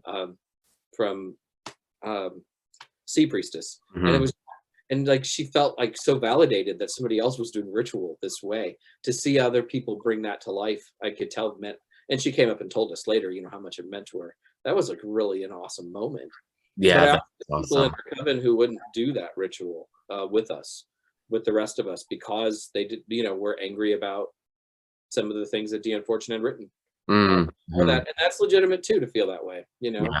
But Yeah. also, I thought it was a worthwhile exercise to do that ritual, and kind of do the time machine ritual. Yeah, absolutely, because it's not a literary invention she came up with. She was a practicing ritual magician. She didn't just write those invocations for the book. No, that's what she was doing at the time, which is what makes it so much more powerful. And Exactly. and Exactly. I kept a sexist language. I mean, even she was writing, men, right? It's Yeah. men. It's not men and women or everyone or all. It's just men. Mhm. And that's part of the history of these things too. Yeah. Yeah. It still shocks me to this day, reading, no matter how many times I reread Dion Fortune, when with a lot of these, older like period writers, the casual racism, it's not shocking because we have so much overt racism that we exist in today, that racism isn't shocking. But what I still find shocking every time I read Dion Fortune is the, and I don't know if it's sexism or misogyny, coming from a woman, but when she's writing, using male pronouns exclusively. And to me, that's really shocking. It even shows up later. I mean, it shows up in the Doreen Valiente version of Charge of the Goddess, right? It, like the original version from the 50s, still just has men in it. It doesn't have like men and women or humankind or whatever. Yeah. And that's how people talked. That's what they did. And I find it interesting. It's good to know where we came from, and it's good to know how we're improving. And when you Yeah. read that old stuff, it kind of hits you because we have improved. Yeah. And I like to see those improvements. Yeah, absolutely. And, as a community, we should be proud. And that's why I don't get the whole let's cancel these people, pretend they never existed and their books never existed, because you read these books and you get to look at the community today and see how much it's grown and evolved and improved. And you get to be proud of being part of that tradition. If you don't know your history, you are doomed to repeat it, Yeah. or something like that. Yeah. And so I think it's important to know about Crowley and Fortune and Mathers and all of these different people from the last couple hundred years. Yeah. Yeah. Despite their flaws, and and some of them still did good things despite their flaws. Yeah. Yeah. Yeah, exactly. And I mean, like I said, the alternative is to cancel them and everything. Well, like, unless you want to be a hypocrite, but cancel them and everything that they did, which completely collapses our occult tradition completely, And And sometimes it's taken to extremes. Like there's a lot of stuff about Gerald Gardner that goes around now. Oh, Somebody was saying Gerald Gardner is a pedophile, and I was like, yeah, there's nothing in any history of Gerald Gardner that suggests something that horrendous and terrible. yeah, Gerald Gardner was a sexual predator. There's not, Gerald liked to do ritual naked. I'm sure he liked to look at naked women. You yeah, know, like a creepy leer has no place in a ritual circle. But it doesn't mean he was a sexual predator. yeah, There are degrees of things. But if you're going to say something about somebody, it should be true. yeah, yeah. I saw someone make a post on Twitter about Gerald Gardner being a pedophile, and people like, why would you even say that? Oh, because he liked to do ritual naked. Okay, but that has nothing to do with pedophilia. Oh, and he liked whipping. Again, like that has nothing to do with like, do you not know what pedophilia is, or are you so stuck in your puritanical upbringing that you haven't been able to separate that from your witchcraft, your paganism, that you're bringing that puritanical Christianity into your paganism, and anyone that's wants to be naked in front of people is such a sexual deviant that obviously they would also be a pedophile, because they're going to obviously do all horrible things that you can think of. It's, It, it's it, it's mind-boggling to me. it's such a big word. It's such a big accusation. And Mhm. if you're going to say something like that, there needs to be something behind it. Yeah, And it needs to be more than just I don't like Wicca, yeah, right? And yeah, you get that a lot. It's just I don't like Wicca. Well, there's a lot of things not to like about Wicca, especially as it was practiced 40 or 50 years ago. yeah, There are issues, and those are legitimate and worth pointing out. But when you kind of go too far to the other side, when you're saying things that aren't true, then it's harder to take anything else that you say seriously. And then it exactly. clouds over real issues and real problems. Yeah. You know, But even, calling Gerald Gardner sexist or misogynist or whatever, and we have in their own words the accounts of the women that Gerald Gardner worked with in ritual, in circle, with magic. I Uh, loved him. completely countering that narrative of him being, a perverted sexist, and these people online completely discounting these women's words and like, no, no, no, that's not true. What's more sexist, standing naked in a circle, or completely dismissing the words of women? Lois Bourne wrote books. Patricia Crowther is still alive. If somebody wants to have the conversation with her, Yeah, and even then, if they don't want to have the conversation, they can read what she's written. Doreen Valiente, Ray Bone. These were powerful women who hmm, have a written legacy, who worked with Gardner. And yes, I mean sometimes they disagreed with him about things, and rightfully so. yeah, Especially Doreen went through some shit with Gerald, but I mean she still has a lot of great things to say about Gardner in yeah, her 1989 book Rebirth of Witchcraft. I mean, it's there. We yeah, have the first person account, even like the account of somebody who didn't like Gerald. The worst thing that she could find to say was that he was a silly old man, hmm, and maybe he had body odor. I mean, that was it. I mean, yeah, she couldn't like say that he was this completely awful person. She was just somebody that she ended up not liking, yeah, and that's reasonable. Sometimes we don't like people, even yeah, if they're good people. Like I have friends that don't like some of my other friends, and that's okay. There are yeah, people who don't like me. That's fine. You know, yeah, exactly. But it's no, you don't just start making up stories or accusations, about people just because you don't like them. And you certainly don't, in your quest of feminism, you certainly don't try to cancel out the voices of other women because they have a different narrative about this person than you.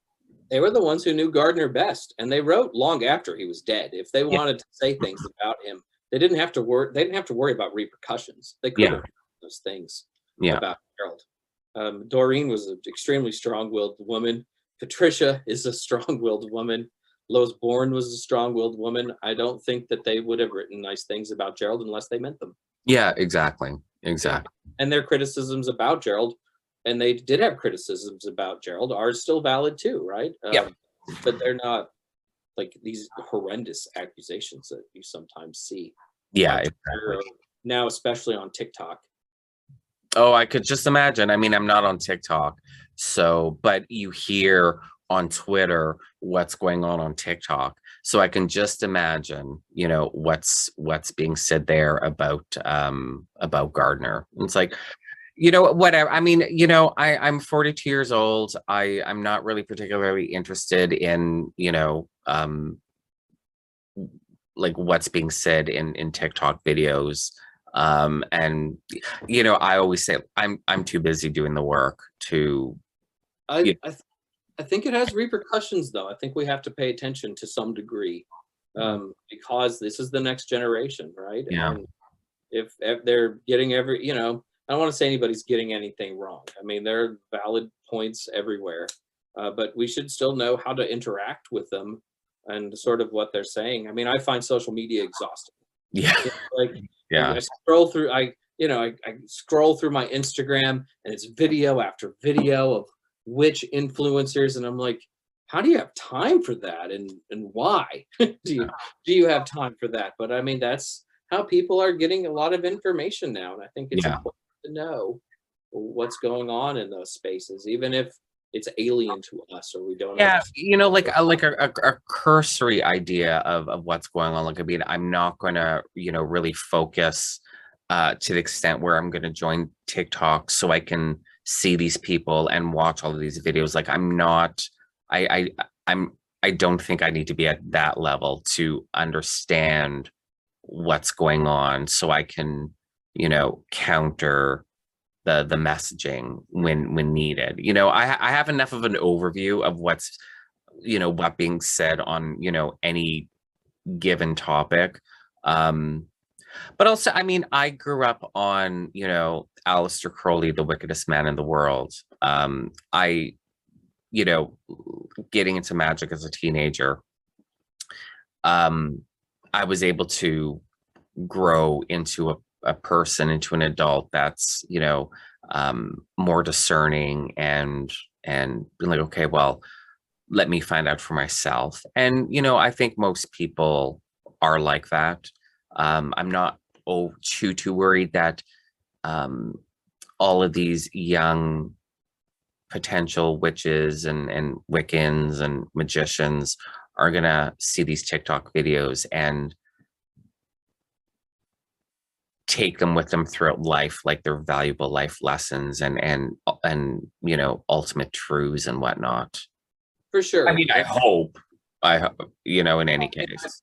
I remember growing up in the 90s as a, you know, as a witchling, right? And how an older generation was horrified by us because we had been influenced by the craft, and oh my God, we were building web pages or we were chatting in a chat room, you know, and you know, it was like everything's going to fall apart, and that never happened, right?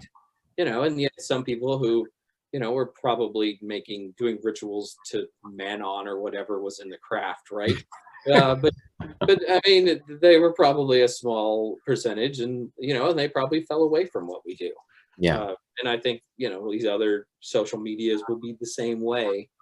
Well, I would imagine the majority of them would, because you know, there's the social media is calling it the aesthetic witchcraft or the witchcraft aesthetic, as opposed to, you know, actual like practitioners or the occult aesthetic or, you know, whatever. And you know, how do they find the time? Because that's the extent of their occult practice. I mean, you know, on a really busy day, my daily practice may only be an hour, but it's normally like 3 hours. So no, I don't have, you know, these heavily curated videos all over my social media because I don't have time. I'm because I'm doing the work. I'm not talking about it. Well, I mean, I remember just 5 years ago it was about, putting up a pretty picture, Mhm. right? On Yeah. Instagram.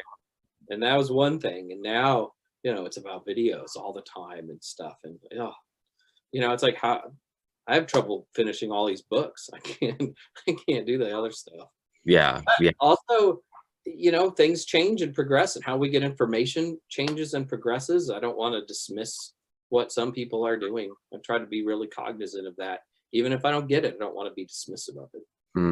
I was having a conversation with a friend of mine and talking about like when we were 15, 16 in the 90s, you read a couple of books on magic, you do your first ritual, and you realize this works, and you feel like you're the most powerful magician in the world.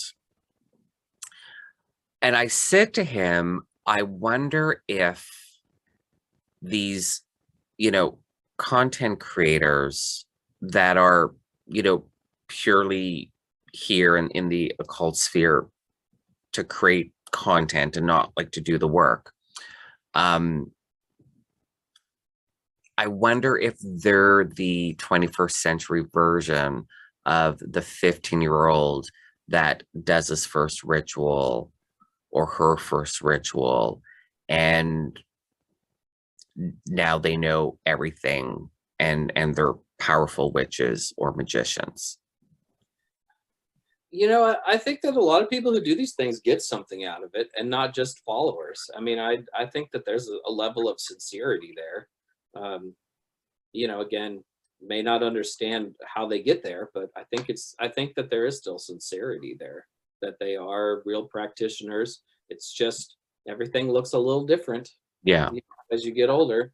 And no, like, yeah, I mean, like there are content creators that are practitioners, but like the content creators that are in the occult sphere purely for the aesthetic, purely for creating the content as opposed to doing any magic work. I like, are they, because back in the 90s we weren't as visible because we didn't have social media, so they seem more prominent now, but I don't think they're as prominent as it seems, because the people that are doing the work, they're not spending a lot of time on social media, so the ones that are just creating the content just for creating content and not really doing magic, I think it's the 21st century version of the 15 or 16-year-old that stopped at that one book and that one ritual, and now they know everything. Like I'm a powerful magician because they did that ritual once and they felt something, and they didn't take that and run with it and grow and create a magical practice. You know what I mean?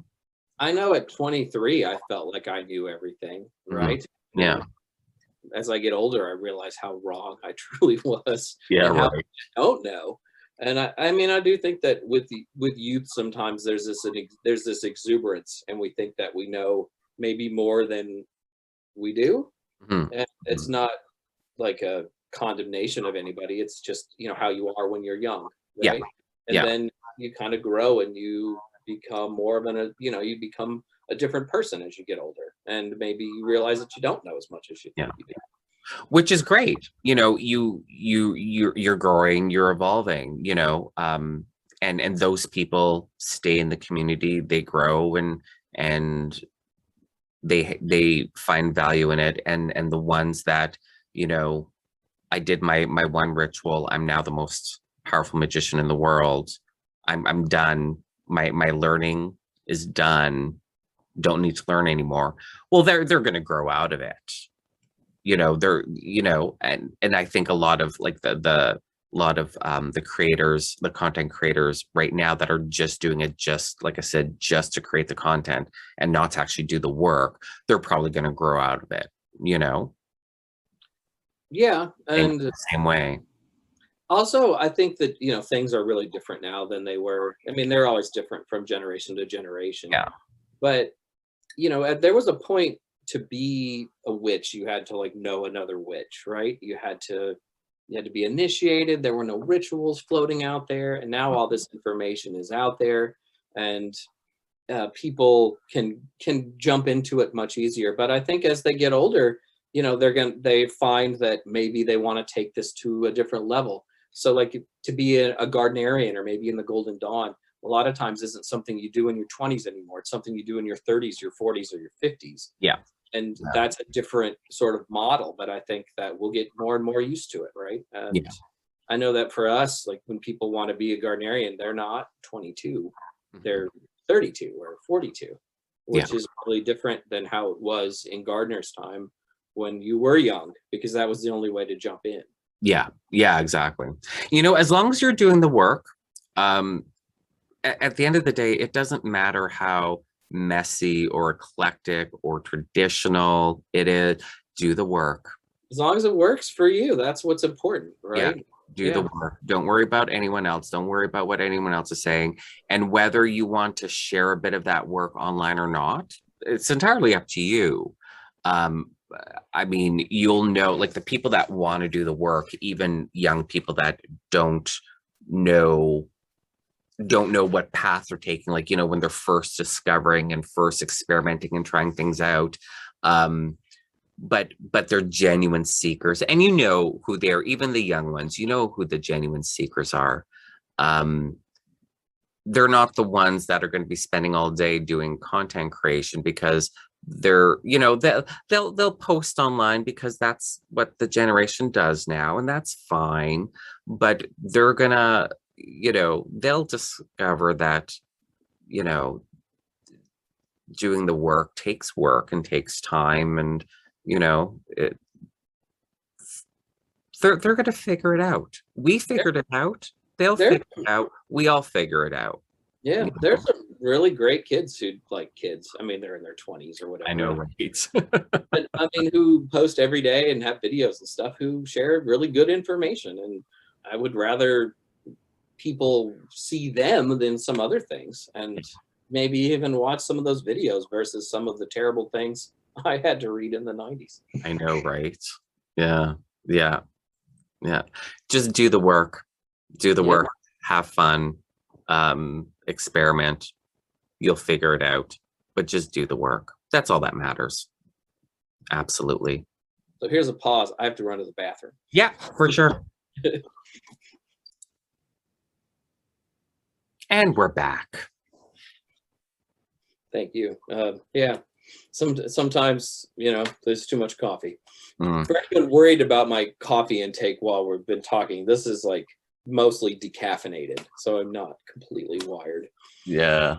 You can never have too much. Oh, I shouldn't say that. I was going to say you can never have too much coffee, but that's obviously not true. I'm a big coffee drinker. I love my coffee. Managed a coffee shop for 10 years, so I'm very well versed in coffee. But I like drinking hot stuff. Yeah. Especially like when I'm talking. So I like brew like this very weak coffee and then settle down. I'll never drink decaf, not even just for the taste of coffee, because I love the taste of coffee so much. Decaf is just coffee flavored water. I protest. I don't agree with that. Yeah, it's useless brown water. But yeah, basically. Like put it in a bottle next to hint water, because that's all it's coffee flavored water. It's not coffee. It is. My wife mocks me for it sometimes, but it is what it is. Plus, it doesn't taste good. I've never had a decaf that didn't taste like burnt coffee. Well, when you get to California, I'll introduce you to things that aren't that bad. Promise. I'll put that on my list. Get to California to try decaf coffee. Yep, as much whiskey as you want and decent, like not fully caffeinated coffee. Perfect. I'll just add the whiskey to the coffee. You can do that too. Yeah. They invented that. The Irish whiskey was invented, Irish coffee. The Irish coffee was not invented in Ireland. It was invented here in San Francisco. Of course. Yeah. We're changing the world out here on the West Coast. Changing the world. Yeah. Changed witchcraft. This is a very influential spot for witchcraft, home of the Anderson fairy tradition, Covenant of the Goddess, the new Reformed Orthodox Order of the Golden Dawn. It's pretty cool that, you know, I live in this area with these pockets of history, and you talk about egregores and stuff. I feel like practicing on the West Coast, you kind of tap into that history. Yeah. Even the Church of All Worlds, I mean, because it started in the Midwest, but they moved out to California. Yeah, absolutely. Yeah. Oberon and Morning Glory lived north of here for quite a while. Yeah. Quite north of here by several hours, but north of here. Yeah. I read The Wizard and the Witch, which is a book about the two of them. And I didn't quite grasp until reading this book how the like neo-pagan movement grew out of California side by side with, you know, Wicca coming to birth in the UK, and how these two sort of separate pagan traditions or communities grew at the same time, completely separate, on separate parts of the planet. And I don't know why until reading that book I didn't really grasp how it wasn't Wicca came to North America and evolved from there, which is, you hear a lot of the narrative of it kind of being that way, as opposed to this pagan tradition growing up independently in North America, independent of the Gerald Gardner's Wicca movement in the UK. So even just that, like that little tidbit of information, like really being able to wrap my head around what that looked like, that was a book well worth reading. The Wizard and the Witch is a terrific book, and the Church of All Worlds never really had a huge membership in its heyday. It still exists today, but because they printed a magazine, they ended up having a lot of influence on the greater movement. And it's funny today, and you kind of talk about the history of things, and like, you know, there are kind of little crucibles, like places where, you know, are very important to the story. You know, one of them is London, where Gardner like had the brick at wood coven, and, you know, what we today call Wicca really got its start. But it's funny, people like always go, well, Wicca is neo-paganism, and they didn't use the word pagan, right? Those witches, they didn't call themselves Wiccans either. You know, and then in the late 60s, you have this other crucible on the West Coast, and you have people embracing earth religion, and it's inspired by paganisms of the past. And they're not Gardnerians because they don't have access to those rituals, right? They don't know anybody who lives out there, because all of the Gardnerians are in New York City. Like that's where they settle. So they create these weird and different and new forms of worship based on ancient paganisms and stuff. And then when they discover Wicca, they think that they find it very compatible with all that. So sort of incorporate it all in together. And the West Coast was this amazing melting pot of all of these different pagan traditions.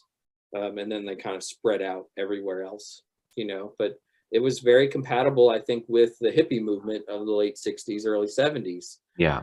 Which is why the Wicca kind of got adopted by a lot of those groups. And there was paganisms that formed off of some of those ideas in those places. And Gardner was a conservative, right? Like a lot of the early witches in the 50s in the UK were not liberal. They were not hippies. They were conservatives. Yeah. So it's really funny, like how those two different forces kind of came together. Yeah. And then, you know, to end up all mixed together to the point where, you know, that whole publishing boom of the 80s and 90s you know, everything was Wicca, and Wicca was whatever you wanted it to be. And it's just it's fascinating how it evolved. You know, it had kind of been bubbling in the 70s too, and I think people overlook this. Word Wicca really wasn't being used a whole lot, though it'd show up. But even Paul Hewson's Mastering Witchcraft, which was published in 1970, like a lot of people today, it's like, well, that's a traditional witchcraft book. And there's a lot of it that's very different from Wicca. However, Yeah. the last chapter, like the Coven and How to Form One, is Wicca 101. Yeah. It's hardcore Wicca 101. And like that basically gave you all the information that you really needed to practice Wicca without being initiated. And then that picked up speed later, because a couple years later you have Lady Sheba's Book of Shadows come out. I think just the year later, 1971. And then you have The Tree by Raymond Buckland, which was his different version of Wicca, which was for everyone with complete rituals and stuff. You know, so by 1975, it was pretty easy to do and kind of work it around yourself without being initiated into a group. Yeah. Yeah. And it was really fast. And, you know, that's 15 years after Gardner goes public in 1951, right? I mean, it's a fast, huge explosion. You know, like it's really shaped not just occultism in general, but you know, society as a whole. There's something about magical practices that just kind of have tapped into the modern zeitgeist, you know, and they've always been there. They're just easier to see now. Yeah. But I also think that people were looking for kind of a spiritual or religious magical practice. And, you know, they'd had echoes beginning that with the Golden Dawn, but Wicca really made that simple to do. Yeah. Right. And the other pagan traditions that followed in its wake, or, you know, were inspired by it, they do the same thing. And yeah, that's really nice that we get to live in an era of magical spiritual traditions. Yeah, absolutely. Absolutely. I mean, you know, we've always believed in magic. Yeah. You know, and a lot of people like to say, even in the occult community, that it's just, you know, modern Western society that there's no belief in magic. Well, that's not even true. People in modern Western society have always been practicing magic, but I get what they're saying, like the overall, you know, society, if you take society as a whole and really generalize Western society, technically we don't believe in magic. But humans have always practiced magic. This world has never been without magic. What's great, you know, we can get so much inspiration from, you know, the Golden Dawn and you know, the grimoires, whatever, you know, past era you're inspired by. We have the added benefit of accessing those works, but existing in a world where we can walk down the street, by and large, and be like, we're witches, or we're pagans, we're druids, we're magicians, and you're safe. Like, I mean, you're not going to get beheaded or jailed or burned, or, you know, heckled so much, you know, like we're existing in a pretty exciting time. We are. And, you know, one of the things too is like people talk about the decline of magic and the occult in Western civilization the last couple hundred years. I would argue that it's just the opposite. It's just kind of changes and mutates forms. Yeah. Spiritualism, 20% of Americans were spiritualists at Yeah. one point in the 19th century. So 20% of people are actively speaking to the dead or believing that they're speaking to the dead. And astrology is more popular than ever right now. And I think more people probably know their astrological sign because we grew up with it in newspapers and people talking about it, right? Yeah, just magic's always there. It just kind of changes. Yeah. And I mean, you remember, like, history is written by, you know, that saying, history is written by the winners. You know, the history books the narrative isn't always accurate.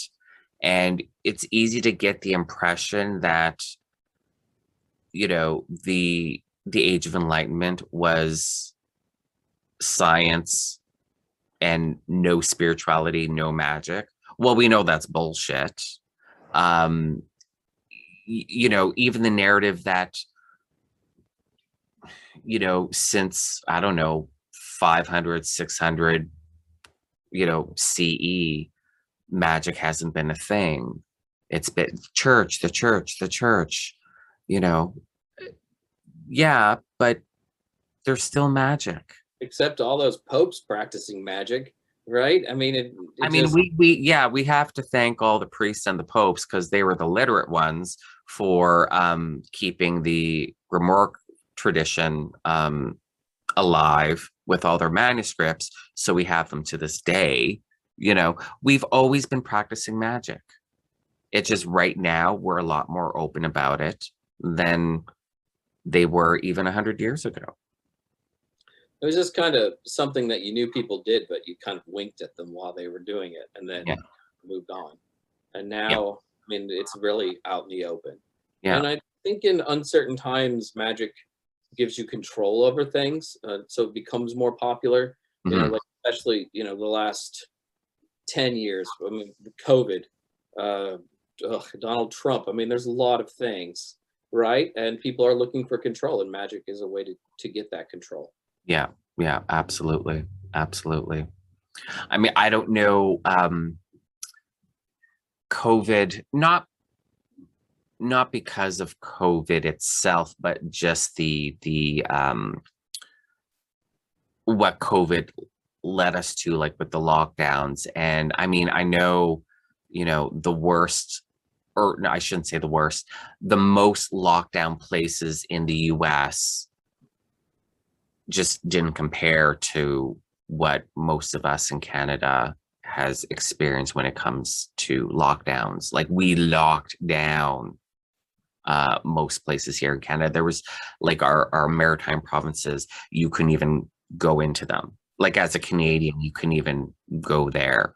My province, for all the third wave, was just everything was shut down except for grocery stores and pharmacies. We had a stay-at-home order. Yeah. So, for 18 months of this pandemic so far, year and a half, I mean, I work from home, so I mean, I already spend a lot of time at home, but now you have that knowing that you don't have, you can't just get up and go and head to a store because the store's closed. You can't just, oh, it's Saturday night, I'm just going to go to the bar and hang out with friends. Well, no, because the bar is closed.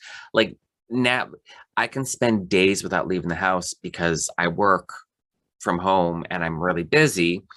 But now that I absolutely can't go anywhere, I want to be everywhere. And magic was a big lifesaver, a big lifesaver. When you have the option to go out, it doesn't feel like you're trapped. Yeah. But as soon as the option is taken away, then you feel like you're trapped, even if you normally wouldn't leave for a week or whatever it is. Yeah. And when everything opened, I didn't go out anywhere. I haven't been to a restaurant. I haven't been to a bar since everything opened. But even like just stores. Well, first of all, I knew like the first weekend that all the stores were going to be open, there were going to be lineups down the friggin' block because everyone wants to be in the stores. And that's exactly what happened. But no, I still haven't been to a bar or a restaurant. Now that I can go, I have no desire to go, I went to a concert Sunday. I'm going to one tomorrow. Nice. At the bar last night, but I have to admit though, like as the Delta thing picks up, I'm much more wary of it. Like we had like a month where it was night, like we didn't worry so much, and that didn't last. Magic is a good escape. It is. Yeah. And we did spells to keep everybody that we knew safe, and we didn't have any friends come down with COVID. And some people will be like, well, you just got lucky. And maybe that's true, but the magic made us feel like we were doing something. And that's important. Yeah, absolutely. I have a friend. Yeah, go ahead. No, it's just because it certainly, I think, helps with my keeping my sanity. I have a friend who's an atheist pagan who really doesn't believe in magic at all. He's like, well, what good does this do? Right. And I'm like, let's say magic didn't work at all.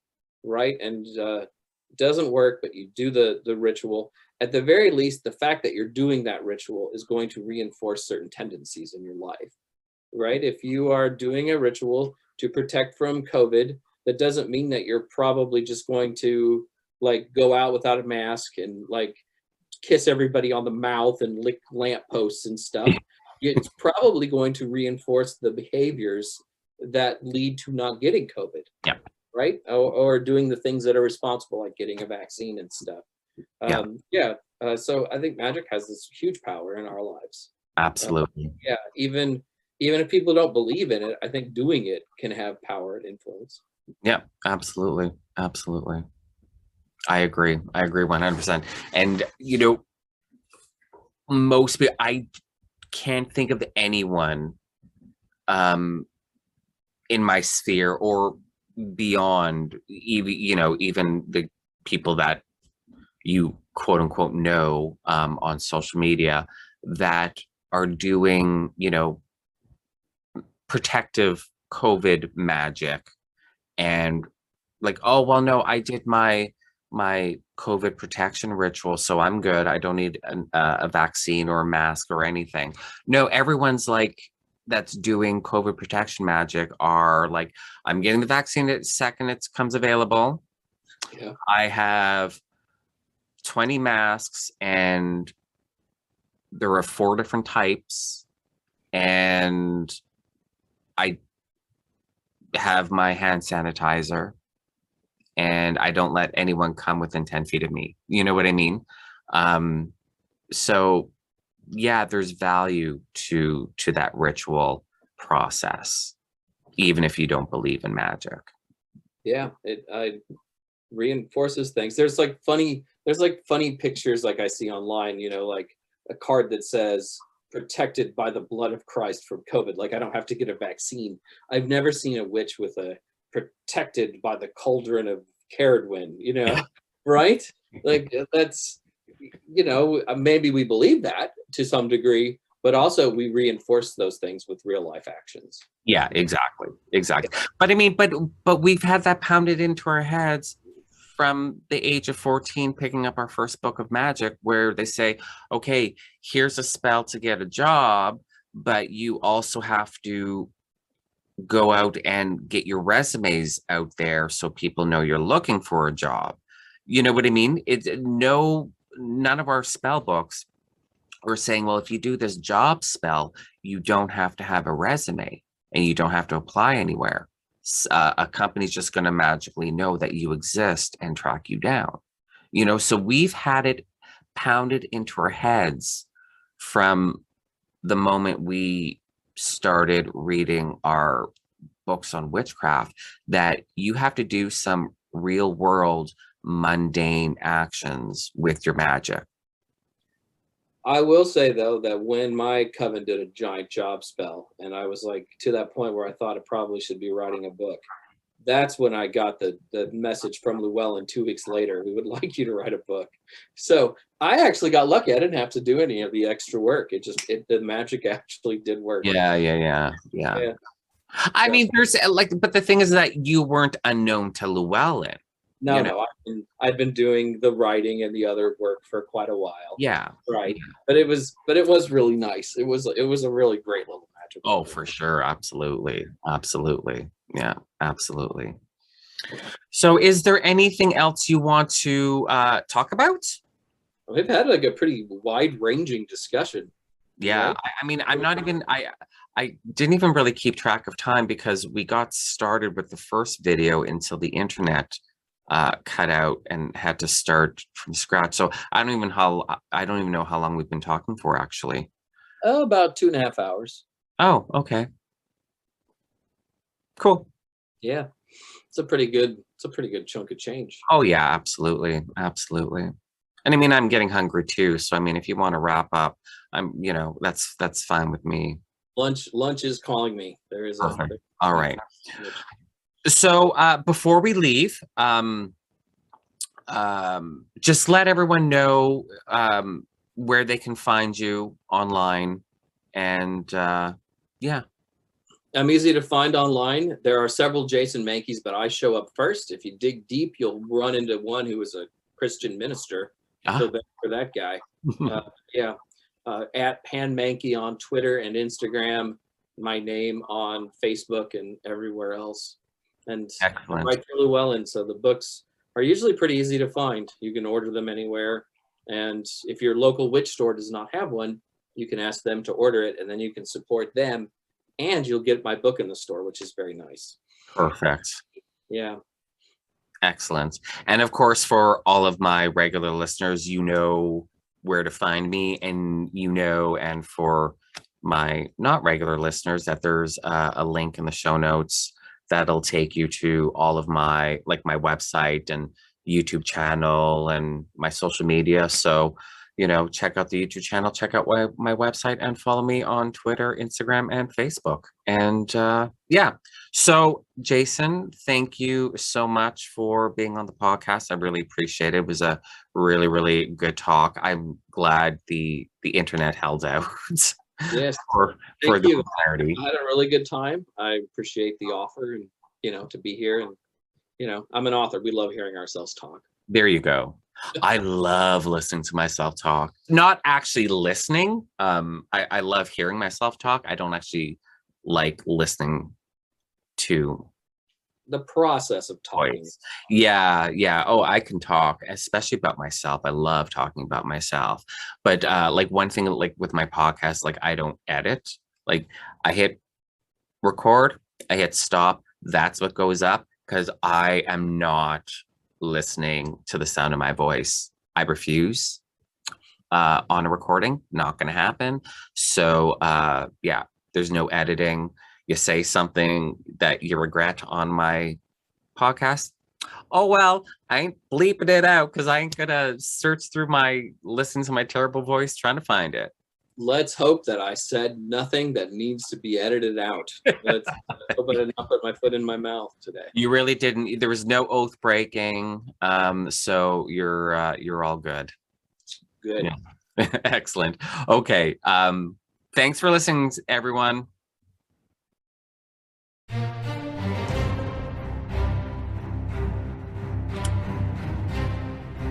Thank you for listening to this episode of the Lux Files.